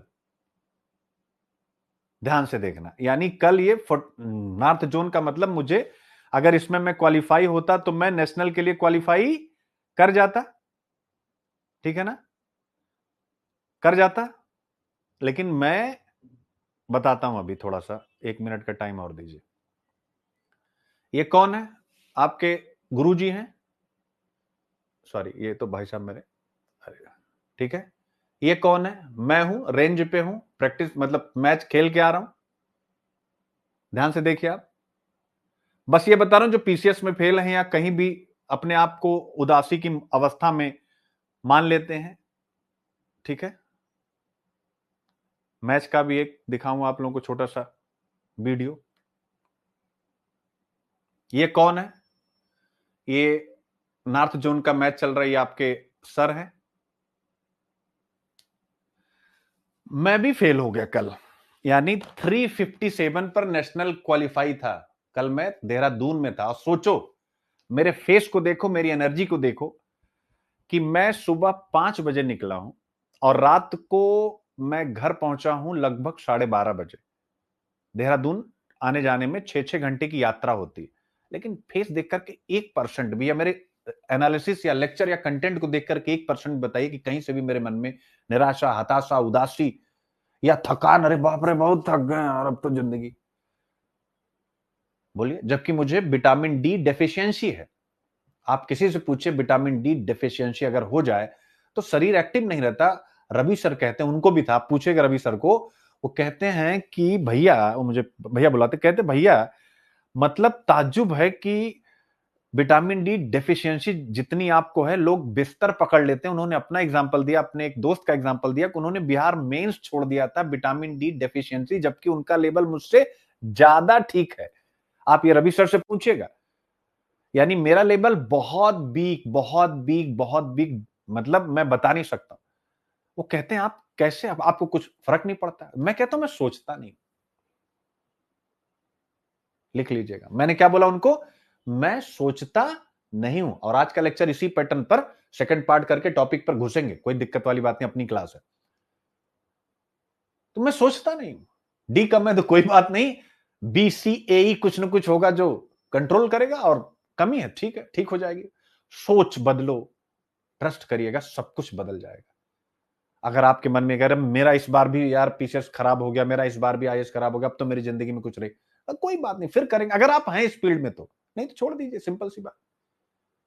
तो क्वालिफाइंग था 357, यानी नेशनल क्वालिफिकेशन था 357।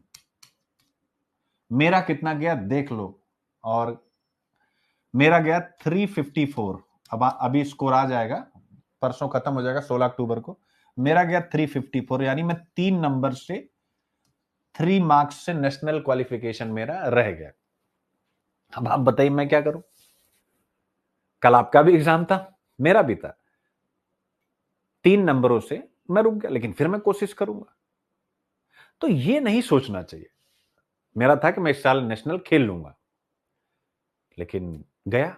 अब 1 साल मैंने तैयारी की, जो है अब 1 साल तैयारी की, अब अगला साल यानी दूसरे साल में हूं, लेकिन मामला अटक गया। हाल अभी और भी एक दो मौके हैं, एक दो टूर्नामेंट और हैं, उसमें अगर मतलब उसमें चांस उस मतलब इसी लेवल के वो भी होते हैं नेशनल क्वालिफिकेशन के लिए, तो मे बी कि अगले वाले मैच में पार कर जाऊंगा। लेकिन सिखाना क्या चाहता हूं, उतार चढ़ाव, थकान, आलस्य, निद्रा, डिप्रेशन, क्या करोगे? तुम्हारा जीवन एक ही जीवन, मर जाओगे, कोई पूछता नहीं बेटा।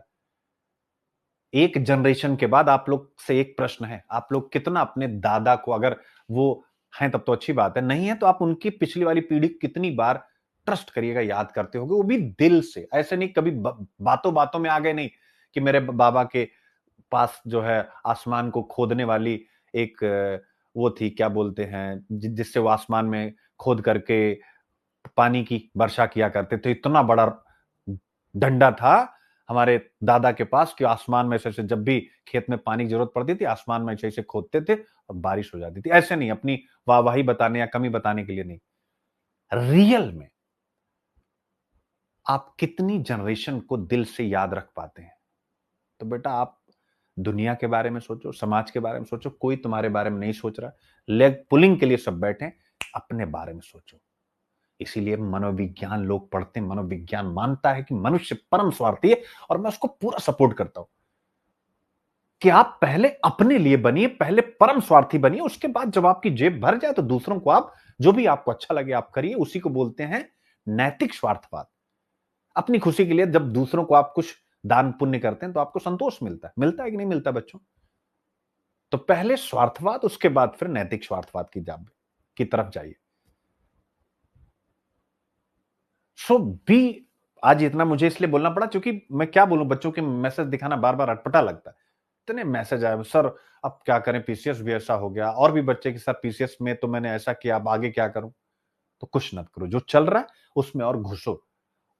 टेस्ट तो इतने देना है इस साल कि पागल हो जाओ, वो भी रियल टाइम में। जो बच्चे कहते हैं ना सर मेरे पास समय नहीं, आपका टेस्ट 9:30 से होगा, तो सर इस टाइम तो मैं खाना बनाऊंगी या मेरा जॉब होगा, बाद में कर लेंगे। नहीं, अब की बार सारे टेस्ट चाहे तुम्हारे परकच्चे उड़ जाएं, लाइव देना है। बता देना आप लोग टेस्ट में कि हमारी जॉब है, हमारा घर का खाना बनाना, उसके अकॉर्डिंग हम टेस्ट बनाएंगे। लेकिन हर एक बच्चा मतलब अपना सिस्टम बनाएंगे, लेकिन आपको टेस्ट, सबको इतना टेस्ट पढ़ना है ही नहीं। विश्वास रखिए, पढ़ना नहीं है। बहुत पढ़ चुके हो यार, बस रिवाइज किया टेस्ट दिया, रिवाइज किया टेस्ट दिया, रिवाइज किया टेस्ट दिया, रिवाइज किया टेस्ट दिया, रिवाइज किया टेस्ट दिया। पागल हो जाओ, सैकड़ों टेस्ट सॉल्व करो, सैकड़ों सैकड़ों सैकड़ों सैकड़ों।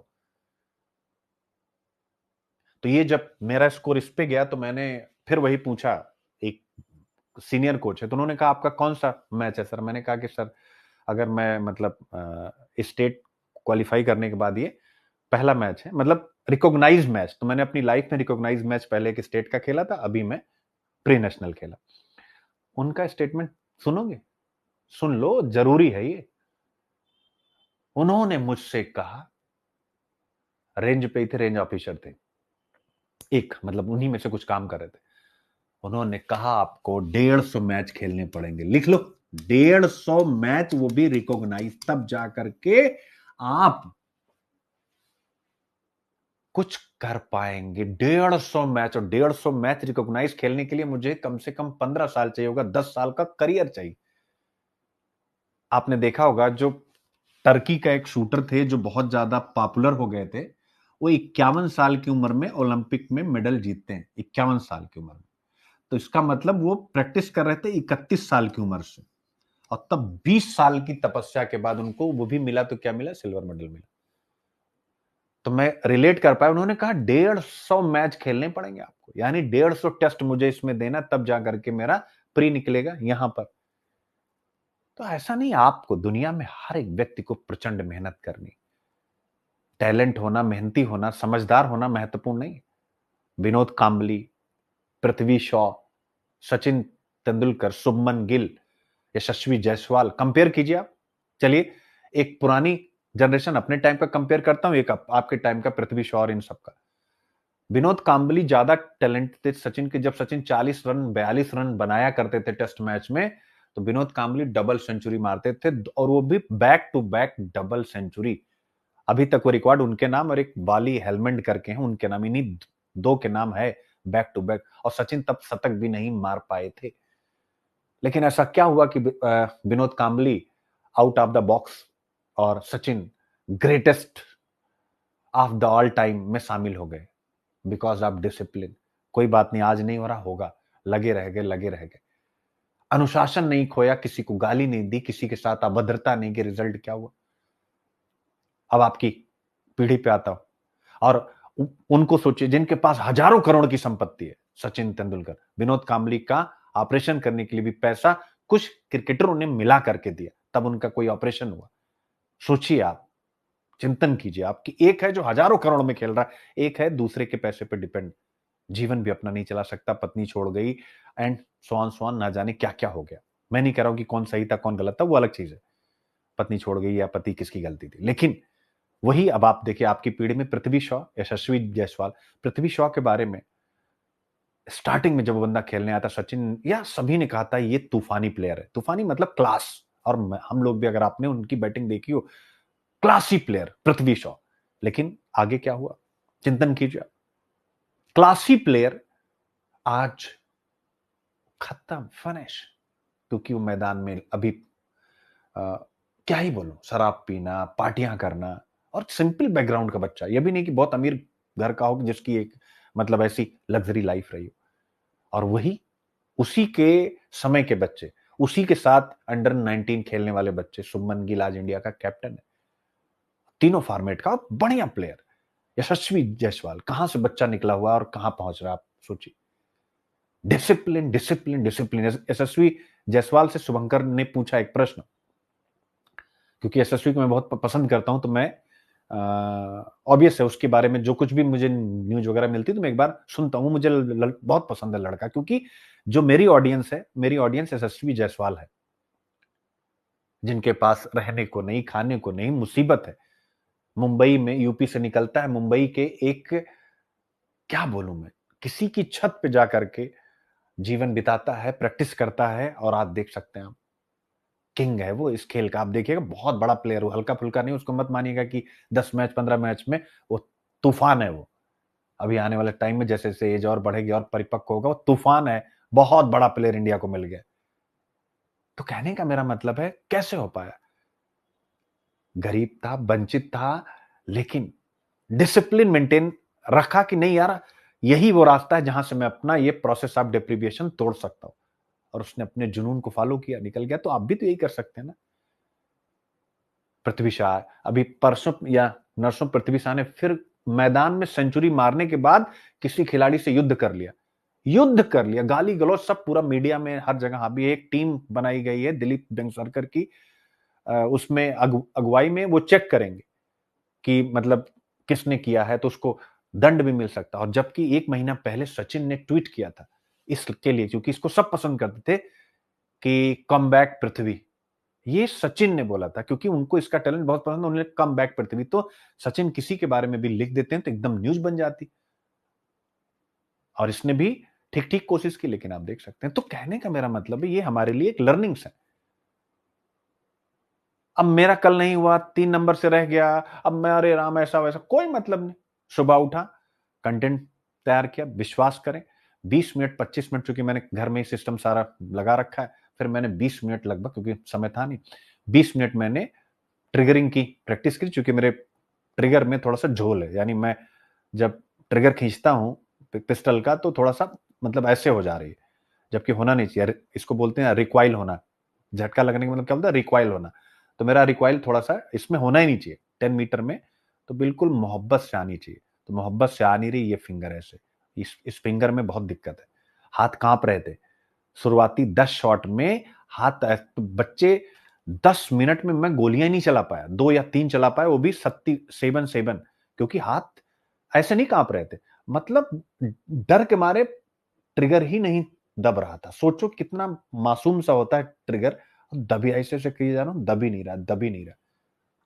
तो हर इंसान में प्रेशर है, समस्या है लाइफ में, आपको लड़ना है। आज इसीलिए मैंने सब बच्चों को मैसेज करके बुलाया था कि मेरा टारगेट था कि आज आप लोगों को एकदम आंख से भरूं, वो भी नए ढंग से।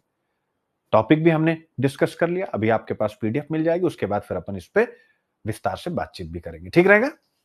ठीक है, तो ये हो गए आज के सारे टॉपिक। क्लियर हो गया बच्चे सारे टॉपिक। अब इसके बाद दो चीजें और हैं। अब इस बार सर्दी भारत में खूब पड़ेगी, ला नीना का असर। अब ला नीना चर्चा में है, इस बार फिर प्रीलिम्स के लिए उठा के पटक दीजिए, चूंकि ला नीना का इंपैक्ट है और इस बार सर्दी खूब होने वाली लोग कह रहे हैं। और अभी से आप देखें अक्टूबर से ही सर्दी स्टार्ट हो चुकी है। दिवाली में आप पता नहीं पंखा चलाने के बाद मोटा कंबल ओढ़ना मुझे पड़ रहा है, पता नहीं आप इस चीज को ओढ़ रहे हैं कि नहीं ओढ़ रहे, लेकिन हम तो ओढ़ रहे हैं। दिल्ली में है, हम ओढ़ रहे हैं। ठीक है, तो ये हो गया आपका ला नीना, तो ये भी इंपॉर्टेंट हो गया, ये भी बना दिया। इसके बाद एक रिसर्च है, ये पढ़ लीजिएगा, ग्रीन बेली हेजन। ठीक है ना, ये एक जैसे इसको कोई बीमारी उमारी लग गई, एक रिसर्च है, बस इसका नाम मुझे केवल आपको रटाना था कि बस इसका नाम रटे, कुछ भी आएगा तो बस इसको जो भी हमने दिया है कि ये किस प्रकार की बीमारी है क्या, वो आप बस लिख दीजिएगा। फिर इसके बाद एक प्रीलिम्स का और टॉपिक बहुत बढ़िया है, नेपाल और फिलीपींस के बाद युवाओं के नेतृत्व में मोरक्को और मेडागास्कर, तो 4 जगह पर, और इसके पहले बांग्लादेश युवाओं के आंदोलन हो रहे हैं। तो प्रीलिम्स में आपसे पूछ सकता है हाल में निम्नलिखित में से किन देशों में युवा विरोध देखा गया है। तो अगर मोरक्को मेडागास्कर ये देता तो शायद आपसे गलत हो जाता, क्योंकि आपको याद ना रहता, तो चारों दे दिया, बस इतना ही पढ़ना है प्रीलिम्स के लिए। और फिर अच्छा आ गया बेटा वो बिजनेस लाइन वाला टॉपिक जो मैं कहता, आ गया देखिए, the end of fair trade. Sorry, मेरी टीम ने लगाया था, ठीक है, मेरी टीम स्मार्ट टीम है, तो फेयर ट्रेड का ये अंत, ये भी आपके सामने आ जाता है। ठीक है बच्चों, तो अब आपके सामने सारे टॉपिक है, एक टॉपिक में डीप एनालिसिस करूंगा, इसके बाद आप पूरा एनालिसिस खुद करेंगे। 2 बजे पीडीएफ आएगी और फिर इसकी आज ही इसका पार्ट 2 का भी क्लास होगा। यानी आज से अब आप मुझे सुबह से शाम अपने साथ कम से कम 5 क्लासेस में मुझे देखेंगे। इसलिए जो बच्चे प्लान भी कर रहे हैं कोर्स आने का, लेने का, आ जाइए। अब यहां से मुझे प्री नेशनल तक का था कि थोड़ा सा मैं, अब यहां से हालांकि अभी और भी है, लेकिन अब आज से प्रीलिम्स मेरे सबसे सेंटर पॉइंट में रहेगा। तो ऐसे में 5 लेक्चर मेरा आप पर डे देखेंगे ऑप्शनल के साथ, यानी मैं अब आपको यहीं लटका हुआ मिलूंगा। चूंकि अब अगर मैं लटका नहीं तो आप लटक जाएंगे, ये फिक्स है। चूंकि पैटर्न पे, यानी कि मैं अपनी क्लास ले लूं, रवि सर अपनी ले लें, आदित्य सर अपनी ले लें, ना, अब इससे नहीं होगा। अब हमें यहां लटकना पड़ेगा जिससे आप ना लटकें। ठीक है, जो कि 24 मई के बाद फिर इतना बड़ा बुरा लगता है। ठीक है ना, तो चाइना दिस वीक, तो China China China China China, अब देख लीजिएगा क्या है मेरे प्यारे बच्चों। ये टॉपिक आपके सामने एक बार अगर मैं डिस्कस कर दूं, स्क्रीन पे सारी चीजें लिखी हुई हैं। चीन और अमेरिका के बीच में एक नया आर्थिक युद्ध, क्या है ये? चीन और अमेरिका के बीच में, शब्दों का चयन बस आपको ध्यान में रखना है। चलो इसको मैं थोड़ा सा लिख के बता देता हूं, जिससे आप इस पे खूब बढ़िया से कमांड बना ले। और सिलेबस तो आपके सामने है ही नहीं, बताने की जरूरत नहीं। यानी भारत के हितों पर विकसित एवं विकासशील देशों की नीतियों का इंपैक्ट, क्यों बच्चों, बताने की जरूरत नहीं। अमेरिका और चाइना की नीति का भाई हम पे भी इंपैक्ट पड़ेगा, ग्लोबलाइज्ड इकोनॉमी है। ठीक है, द्विपक्षीय क्षेत्रीय वैश्विक समूह, डब्ल्यूटीओ का मुद्दा यहां पर आएगा। ठीक है ना, इकोनॉमी, ऑब्वियस इसका economy, GDP, mobilisation of resources, यानी क्या इंपैक्ट पड़ेगा, तो ये आपके सारे यूनिट हो गए मेरे प्यारे बच्चों। एथिक्स, ऑब्वियस यह कदम जो ये दोनों देश या अमेरिका या इस समय जो विश्व में सभी देश खेल रहे हैं, ये क्या अंतरराष्ट्रीय संबंधों में नैतिकता की दृष्टि से उचित है? Ethical issues in international relations and funding, बिल्कुल, या अनएथिकल स्टेप है, इसको आपको लिखना है कि जब डब्ल्यूटीओ नामक एक ऐसी संस्था है जो विश्व व्यापार में किसी भी डिस्टोर्शन, किसी भी विरूपता को, किसी भी खराबी को मेंटेन करने, मरम्मत करने के लिए बनाई गई है, तो फिर अगर विभिन्न देश अपनी अपनी फर्स्ट नीतियां, India first, America first, China first, इस प्रकार की नीतियां अगर विभिन्न देश संचालित करेंगे, तो स्वाभाविक रूप से आप अंतर्राष्ट्रीय संस्थाओं का निरादर कर रहे हैं। और इस प्रकार का कोई भी कदम अंतर्राष्ट्रीय नैतिकता के विरुद्ध, बिल्कुल लिख करके अंडरलाइन टपक टपक टपक कर दीजिएगा। ठीक है, इसमें सोचना नहीं। अब देखिए 2025 में आपसे पूछा डब्ल्यूटीओ, देख लीजिए भारतीय अर्थव्यवस्था के समक्ष वो कौन सी चुनौतियां हैं जब विश्व स्वतंत्र व्यापार तथा बहुपक्षीयता से दूर होकर संरक्षणवाद तथा द्विपक्षीयता की तरफ बढ़ रहा है। सोचिए इस क्या पूरा जो मैंने 5 टॉपिक आपके सामने रखा है, पहले तो चाइना, एक बार इंग्लिश में भी देख लीजिए, What are the challenges before the Indian economy when the world is moving away from free trade and multilateralism to protectionism and bilateralism? कि आपस में हम व्यापार कर ले रहे हैं, भारत और ब्रिटेन, बाकी से मतलब नहीं है। ये हो गया। इसके बाद क्या? मल्टीलैटरल, यानी हम क्या कर रहे हैं? प्रोटेक्शनिज्म यानी संरक्षणवाद कर रहे हैं। विभिन्न देश आपस में व्यापार कर ले रहे हैं, तीसरे को एंट्री नहीं दे रहे। अब आप बताइए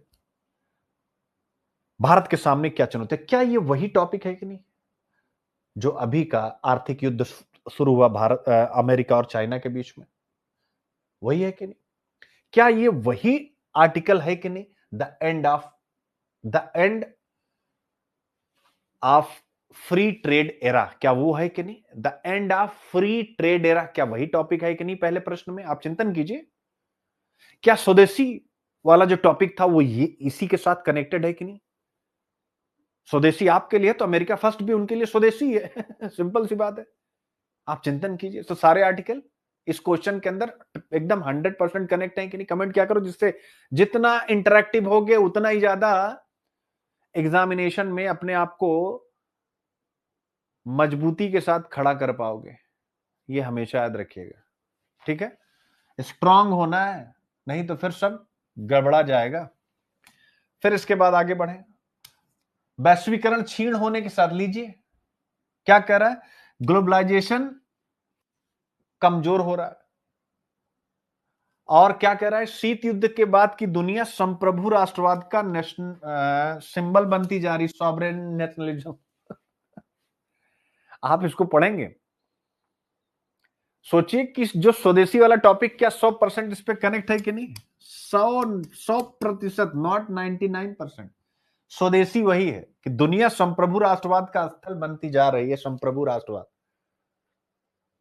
यानी अमेरिका फर्स्ट, वो क्या है? संप्रभु राष्ट्रवाद। आत्मनिर्भर भारत क्या? संप्रभु राष्ट्रवाद। चाइना का नारा तो नहीं है, लेकिन जिस तरीके से वो ग्लोबल सप्लाई चेन को डिसरप्ट कर रहा है, वो भी उसका संप्रभु राष्ट्रवाद है। जिस तरीके से यूरोपियन यूनियन दिखा तो रहा है कि हम किसी भी प्रकार का कोई यूरोपियन यूनियन फर्स्ट नहीं है, लेकिन वो भी जिस तरीके से regulation, the means of regulation, यानी कि नियम विनियम कानून के माध्यम से वो क्या कर रहा है?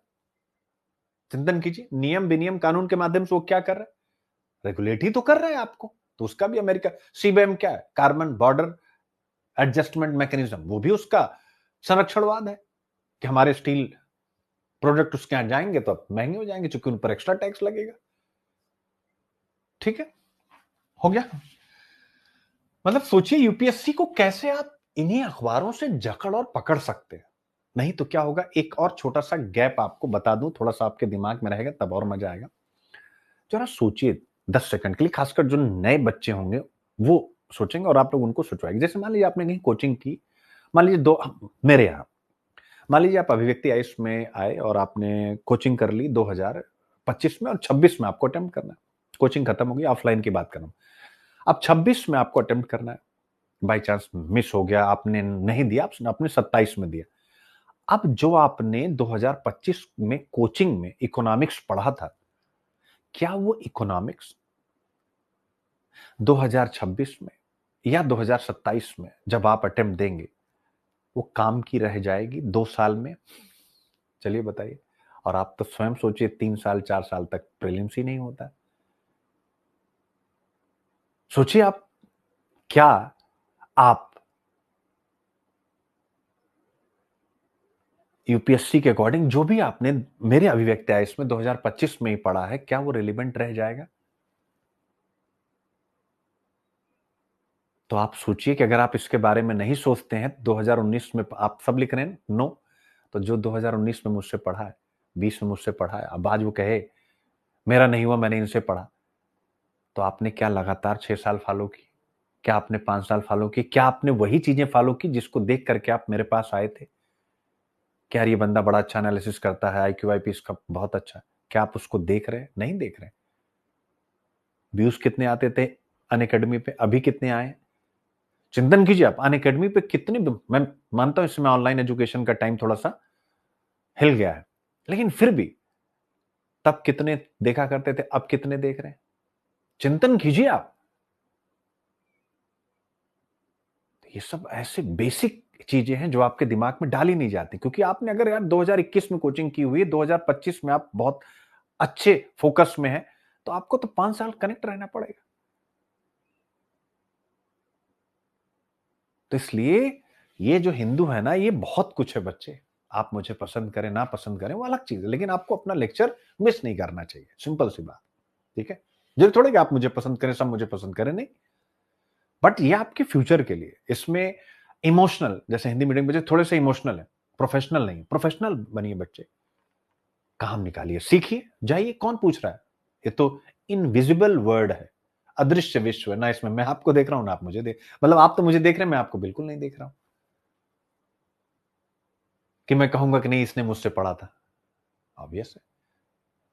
तो आपको करना पड़ेगा, नहीं तो आप मतलब इन अखबारों के अलावा यूपीएससी कहां, इस प्रश्न को आप किस किताब से, किस नोट से कहां से पाएंगे? आप चिंतन कीजिए। इनफैक्ट अगर मैं ट्रेडिशनल इकोनॉमिक्स पढ़ाऊं, मैं भी इन प्रश्नों को आपको जीवन में सॉल्व नहीं करा सकता। अगर मैं ट्रेडिशनल इकोनॉमिक्स पढ़ाऊं, इन प्रश्नों को मैं आपको सॉल्व नहीं करा सकता। ठीक है। यदि व्यापार युद्ध के वर्तमान परिदृश्य में डब्ल्यूटीओ को जिंदा बने रहना है, तो उसके सुधार के लीजिए वही क्वेश्चन बार बार, विशेष रूप से भारत के हितों को, फिर डब्ल्यूटीओ। ठीक है, तो इन सब विषयों पर आप देख सकते हैं। अब 25 में पूर्व और पश्चिम के बीच नाजुक असंतुलन। ठीक है, यूएसए चाइना के रूप में एक ऐसे अस्तित्व के खतरे का सामना कर रहा है। आप देखिए चाइना और यूएस की लड़ाई, अभी आप खतरे की बात, आप जरा शब्द पकड़िए कि संयुक्त राज्य अमेरिका चीन के रूप में एक ऐसे अस्तित्व के खतरे का सामना कर रहा है। अभी मैंने आपको क्या लाइन बोली कि बच्चों आज हम जिस विषय पर बातचीत करने जा रहे हैं वो क्या है? चीन और अमेरिका के बीच नया इकोनॉमिक वॉर। तो इकोनॉमिक वॉर क्यों हो रहा है? क्योंकि अमेरिका उसको अपना क्या मानता है? अपने अस्तित्व के खतरे, यानी कि अस्तित्व के खतरे का मतलब क्या हो गया कि नंबर 1 की पोजीशन। अस्तित्व का खतरा ये, बाकी ये नहीं कि उसको उसकी रोजी रोटी रोक लेगा। अस्तित्व के खतरे का मतलब ग्लोबल पॉलिटिक्स में नंबर 1 की जो यूएस की अभी तक की, जब से यूएस का जन्म हुआ, ग्लोबल पॉलिटिक्स में यूएस नंबर 1 पे रहा। अस्तित्व का खतरा का मतलब उसका जो नंबर 1 है ये नंबर 2 हो जाएगा, चाइना अगर इसी गति से आगे बढ़ता रहा। इसीलिए उनके बीच में लगातार युद्ध होते रहते हैं। उसी श्रेणी में आज हम टॉपिक पढ़ रहे हैं, चीन और अमेरिका के बीच का नया आर्थिक युद्ध। और इस युद्ध का हथियार है टैरिफ और रेयर अर्थ। टैरिफ का इस्तेमाल कौन कर रहा है? अमेरिका। रेयर अर्थ का इस्तेमाल कौन कर रहा है? चाइना, मेरे प्यारे बच्चों। ठीक है, चीन ने क्या किया? रेयर अर्थ जो एलिमेंट्स हैं, यानी जो दुर्लभ मृदाएं हैं, उनके एक्सपोर्ट पर नियंत्रण लगाया है। इसके जवाब में राष्ट्रपति डोनाल्ड ट्रंप ने 100% टैरिफ चाइना से आने वाले इंपोर्ट पर लगाने की घोषणा कर दी। अब रेयर अर्थ क्या है? आप सबको पता है कि ये कोई रहस्यमय धातु नहीं है। रेयर अर्थ को कोई ऐसा नहीं, एक बात सुनो, रेयर अर्थ कुछ रहस्यमय नहीं भैया। ये जो आज आप यूज कर रहे हैं, ये रिमोट, ये व्हाटएवर, जो कुछ भी फोन, ये जो कुछ भी आप यूज कर रहे हैं, यानी रेयर अर्थ क्या? 17 रासायनिक तत्व, 17 केमिकल एलिमेंट्स का एक समूह है, जो हमारे मोबाइल फोन्स में, जिससे आप इस समय लेक्चर देख रहे हैं, हमारे इलेक्ट्रिक व्हीकल्स में, जिसपे जोमेटो और जेप्टो वाले अपनी डिलीवरी देने आते हैं, आपके यहां भी कोई न कोई चलाता होगा, रडार, मिसाइल, इन सब में इस्तेमाल होता है। आप देख सकते हैं, इसलिए इसको क्रिटिकल भी कहा जाता है। ठीक है बच्चों, पॉइंट इज क्लियर। चाइना का इसकी प्रोसेसिंग के 90% पर कंट्रोल, मैंने आपको बताया। और चाइना ने कहा भी इनको हम भेजेंगे नहीं, तो अमेरिका को हुआ नुकसान। चूंकि इससे क्या होगा, अमेरिका, ये मोबाइल फोन, इलेक्ट्रिक वाहन, रडार, मिसाइल, इसमें नंबर 1 पे कौन? अमेरिका। तो अमेरिका का ये सारा काम रुक रहा है। तो उसने कहा कि अब तुम्हारे माल पर 100% टैरिफ लगाएंगे, तुम बनाओ, तुम्हें हम बेचने नहीं देंगे, तुम रखे रहो अपना रेयर अर्थ मटेरियल। ठीक है,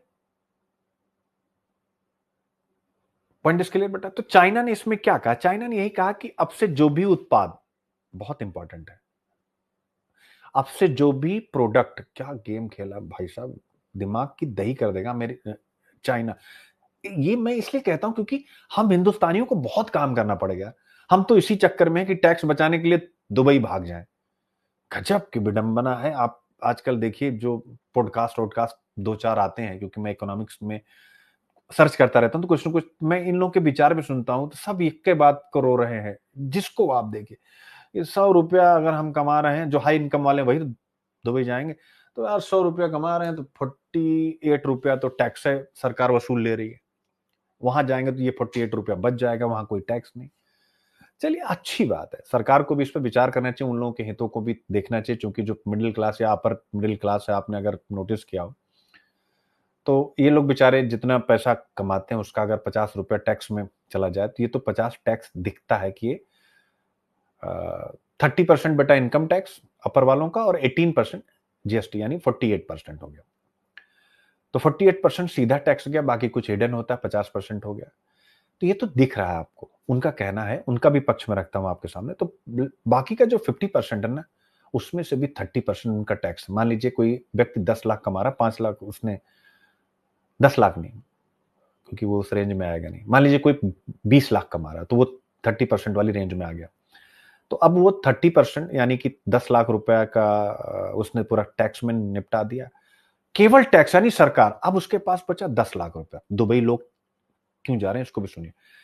उसके पास बचा 10 लाख, यानी अगर वो 30 कमा रहा है तो 15 टैक्स दे दिया, 15 उसके पास बचा। अब उस 15 में सरकार, ये ठीक है, सरकार को भी पैसा चाहिए, लेकिन ये भी सोचना है कि करप्शन रोको भैया। क्योंकि जो बेचारा 15 लाख और पा रहा है, जो उसके पास बचा, उस 15 लाख में उसको अपनी फैक्ट्री रन करने का या अपना काम करने का रॉ मटेरियल भी चाहिए, यानी फैक्टर ऑफ प्रोडक्शन चाहिए। तो उस 15 लाख में आपको लगेगा कि चलो यार 15 लाख उसने टैक्स दिया, 15 लाख तो उसके पास बच रहा, नहीं बच रहा, क्योंकि उसमें उसको अपना उत्पाद बनाने का खर्चा शामिल है। उत्पाद बनाने के खर्चे के बाद इंडिया के स्कूल, हेल्थ और एजुकेशन सिस्टम क्या है आपको अच्छे से पता है। यानी कि हर एक व्यक्ति जो थोड़ी सी भी अच्छी इनकम होती है अपने बच्चों को प्राइवेट स्कूल में पढ़ाता है, private tuition, private sport, private everything. तो उसका जो कहने का होता है कि टैक्स के बाद उसके पास इतना पैसा बच रहा है, अगर मान लीजिए वो 30 लाख पा रहा है, तो 15 लाख रुपए उसका जो बच रहा है, उस 15 लाख में भी उसका, आप मान के चलिए कि 15 लाख का 50% तो उसका फिर से एक ऐसा टैक्स जा रहा है जो उसका जाना नहीं चाहिए। आप कहेंगे सर कैसे? रॉ मटेरियल में जाना चाहिए, बिल्कुल जाना चाहिए मैं कहूंगा, लेकिन बाकी उसके बच्चे, उसके परिवार की देखभाल, पढ़ाई लिखाई, तो यूरोप के देशों में क्या, फिनलैंड, आप जो लोग एजुकेशन में आज आगे हैं, स्कैंडिनेवियन देश जो एसडीआई वैल्यू में आगे हैं, वहां पर क्या है? वहां पर क्या है कि सरकारी स्कूल है, प्राइवेट है ही नहीं, सरकारी स्कूल। तो आप सरकारी स्कूलों में अगर आपके बच्चे पढ़ रहे हैं, तो आपका वो पैसा बच रहा है मंथली। हर एक किसी बच्चे की फीस दिल्ली बेंगलुरु आप पूछिए 15,000 12,000 से कम किसी भी प्राइवेट स्कूल की मंथली नहीं है। बाकी वो लोग इधर उधर का जोड़ के ये वो करके 15-20 हजार रुपए लपेट ले रहे हैं। चिंतन कीजिए आप। और जो और ऊपर जाएंगे तो और 25,000 फीस, और भाई जो अच्छा पैसा कमा रहा है तो और ऊपर जाएगा, उसकी फीस और ज्यादा है। तो सरकार को इन विषयों पर भी विचार करना चाहिए, केवल टैक्स ही नहीं चाहिए उनको आप। और सेफ्टी सिक्योरिटी का इंडिया में इशू क्या है आपको अच्छे से पता है। तो कहने का मेरा मतलब यह है कि एक पक्ष है, लेकिन दूसरा पक्ष ये भी कि हमें चाइना इन सबको देखना, अपने अपने अपनी जड़ों को भी तो मजबूत बनाना। अगर सब अच्छे लोग बाहर ही चले जाएंगे तो जड़ कैसे मजबूत होगी? ये भी एक बहुत बहुत बड़ा इशू है।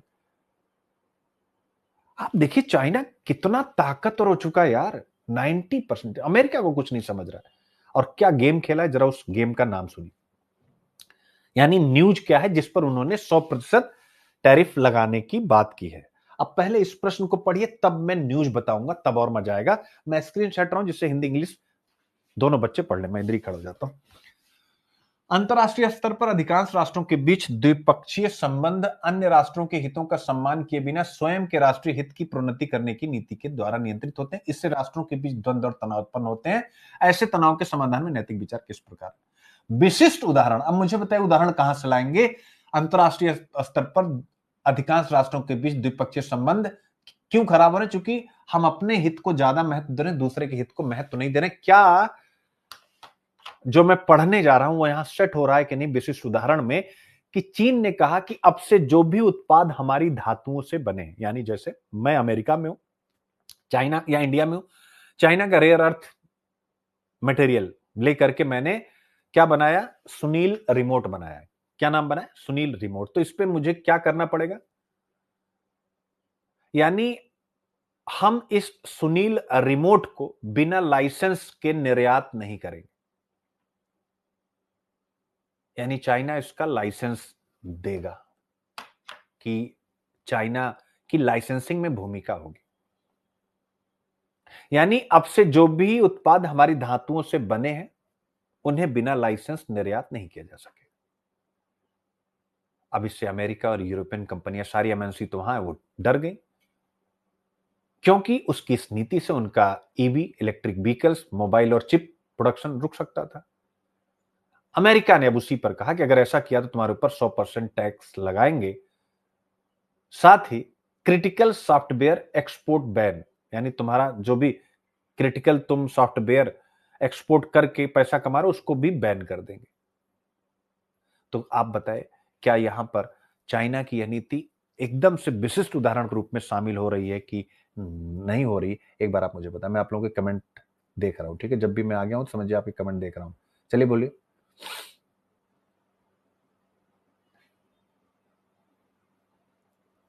बोलिए क्या?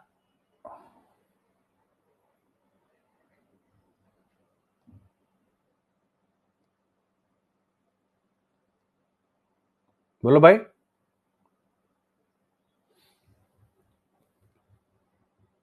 तो आप देखिए यूपीएससी को पकड़ना कितना आसान है।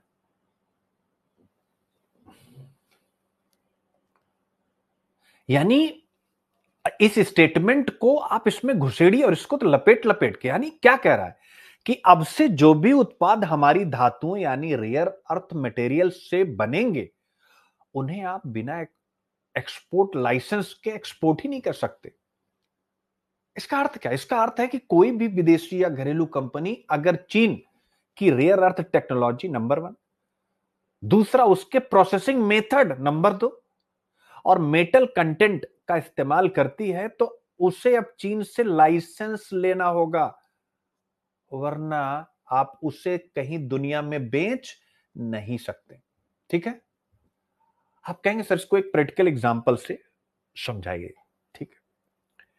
टेस्ला कंपनी मान लीजिए अमेरिका की, क्या बनाती है? आप कहेंगे सर इलेक्ट्रिक कार बनाती है। अब जो उसकी बैटरी होती है इलेक्ट्रिक कार की, जो उसका मोटर होता है, उसमें जो मैग्नेट लगते हैं, वो मैग्नेट चीन से मंगाए जाएंगे, ऑब्वियस है। तो वो मैग्नेट क्या है? ऑब्वियस है, रेयर अर्थ एलिमेंट हो गया। ठीक है? मैग्नेट चीन से आयात किए जाएंगे। मैग्नेट में क्या क्या शामिल होता है? जैसे नियोडियम। तो ये जो नियोडियम वहां से मंगाया जाएगा, तो अब टेस्ला के ऊपर क्या बाध्यता होगी? अब वो टेस्ला चाहे अमेरिका में कार बनाए या यूरोप में कार बनाए, फैक्ट्री अपनी कहीं भी लगाए, अगर उस मैग्नेट में 0.1% भी चाइनीज का नियो लगा हुआ, नियोडिमियम अगर लगा हुआ है, तो क्या करना पड़ेगा?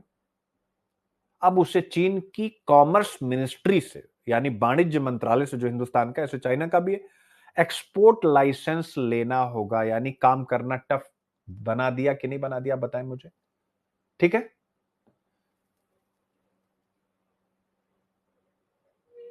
अगर उसने ऐसा नहीं किया तो वह बेच नहीं पाएगी। ये क्या है? अंतर्राष्ट्रीय स्तर पर अधिकांश राष्ट्रों के बीच द्विपक्षीय संबंध क्यों खराब होते हैं? क्योंकि चाइना की इस नीति के कारण। विशिष्ट उदाहरण यहां पर आप डाल दीजिएगा। ठीक है? पॉइंट इज क्लियर बेटा? तो बस आज का ये टॉपिक, इस पर आप लोग खूब बढ़िया से पढ़िए। और बिना लड़े ही दुश्मन को परास्त करना युद्ध की सर्वोच्च कला है।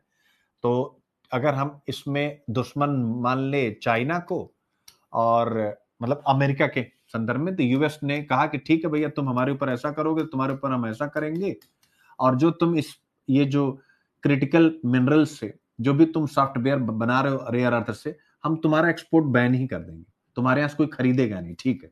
तुम रखे रहना अपने पास। तो ये सारी बातें। और फिर ये वाला है कि best lessons are learn through bitter experience, यानी कड़वे अनुभव से हम अच्छा सीख सकते हैं। तो कड़वा अनुभव यही, अमेरिका को जो झेलना पड़ रहा है, कल को इंडिया को भी झेलना पड़ेगा। तो ऐसी परिस्थिति में हमें अब फिर से काम कर देना चाहिए। बाकी अब इन सब विषयों पर पार्ट 2 में विस्तार से चर्चा करेंगे।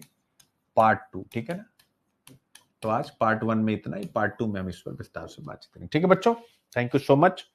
और सभी बच्चे याद रखें, यूपीएससी की तैयारी मतलब आपको रेगुलर अब 7 महीने पागल की तरह काम करना है, ठीक है। अभी इन सब विषयों पर चर्चा होगी, घबराने की जरूरत नहीं, हर एक चीज रेडी है, ठीक है। Comprehensive course on current affairs, इसका 17 अक्टूबर को वर्कशॉप होने जा रही बच्चों, ठीक है ना। तो आप लोग एकदम रेडी रहिएगा, ठीक है। और बाकी हमारे कोर्सेज हैं। अगर किसी को भी लगता है कि प्रीलिम्स में, यानी जैसे उनको समस्या हुई है, 21 तारीख से प्रीलिम्स का बिल्कुल नया बैच भी आ रहा है। 21 तारीख से बिल्कुल नया, दिवाली के जस्ट बाद, यानी बिल्कुल ब्रांड न्यू, जिसमें मैं शुरू करने जा रहा हूं science tech contemporary plus Indian polity, ठीक है। तो आप सब जुड़े, और प्लस एनवायरमेंट, यानी 3 सब्जेक्ट से हम शुरू करने जा रहे हैं, जिसका आपको विज्ञापन मिल जाएगा जल्दी ही। और बाकी फाउंडेशन कोर्सेस आप हमारे साथ आए, और ऑप्शनल आप पढ़ना चाहते हैं तो आप हमारे साथ आके जुड़ सकते हैं, हमारा कॉन्टेक्ट नंबर है, ठीक है। पार्ट 2 में मिलते हैं, ठीक है। थैंक यू सो मच, जय हिंद, बहुत बहुत प्यार, थैंक यू।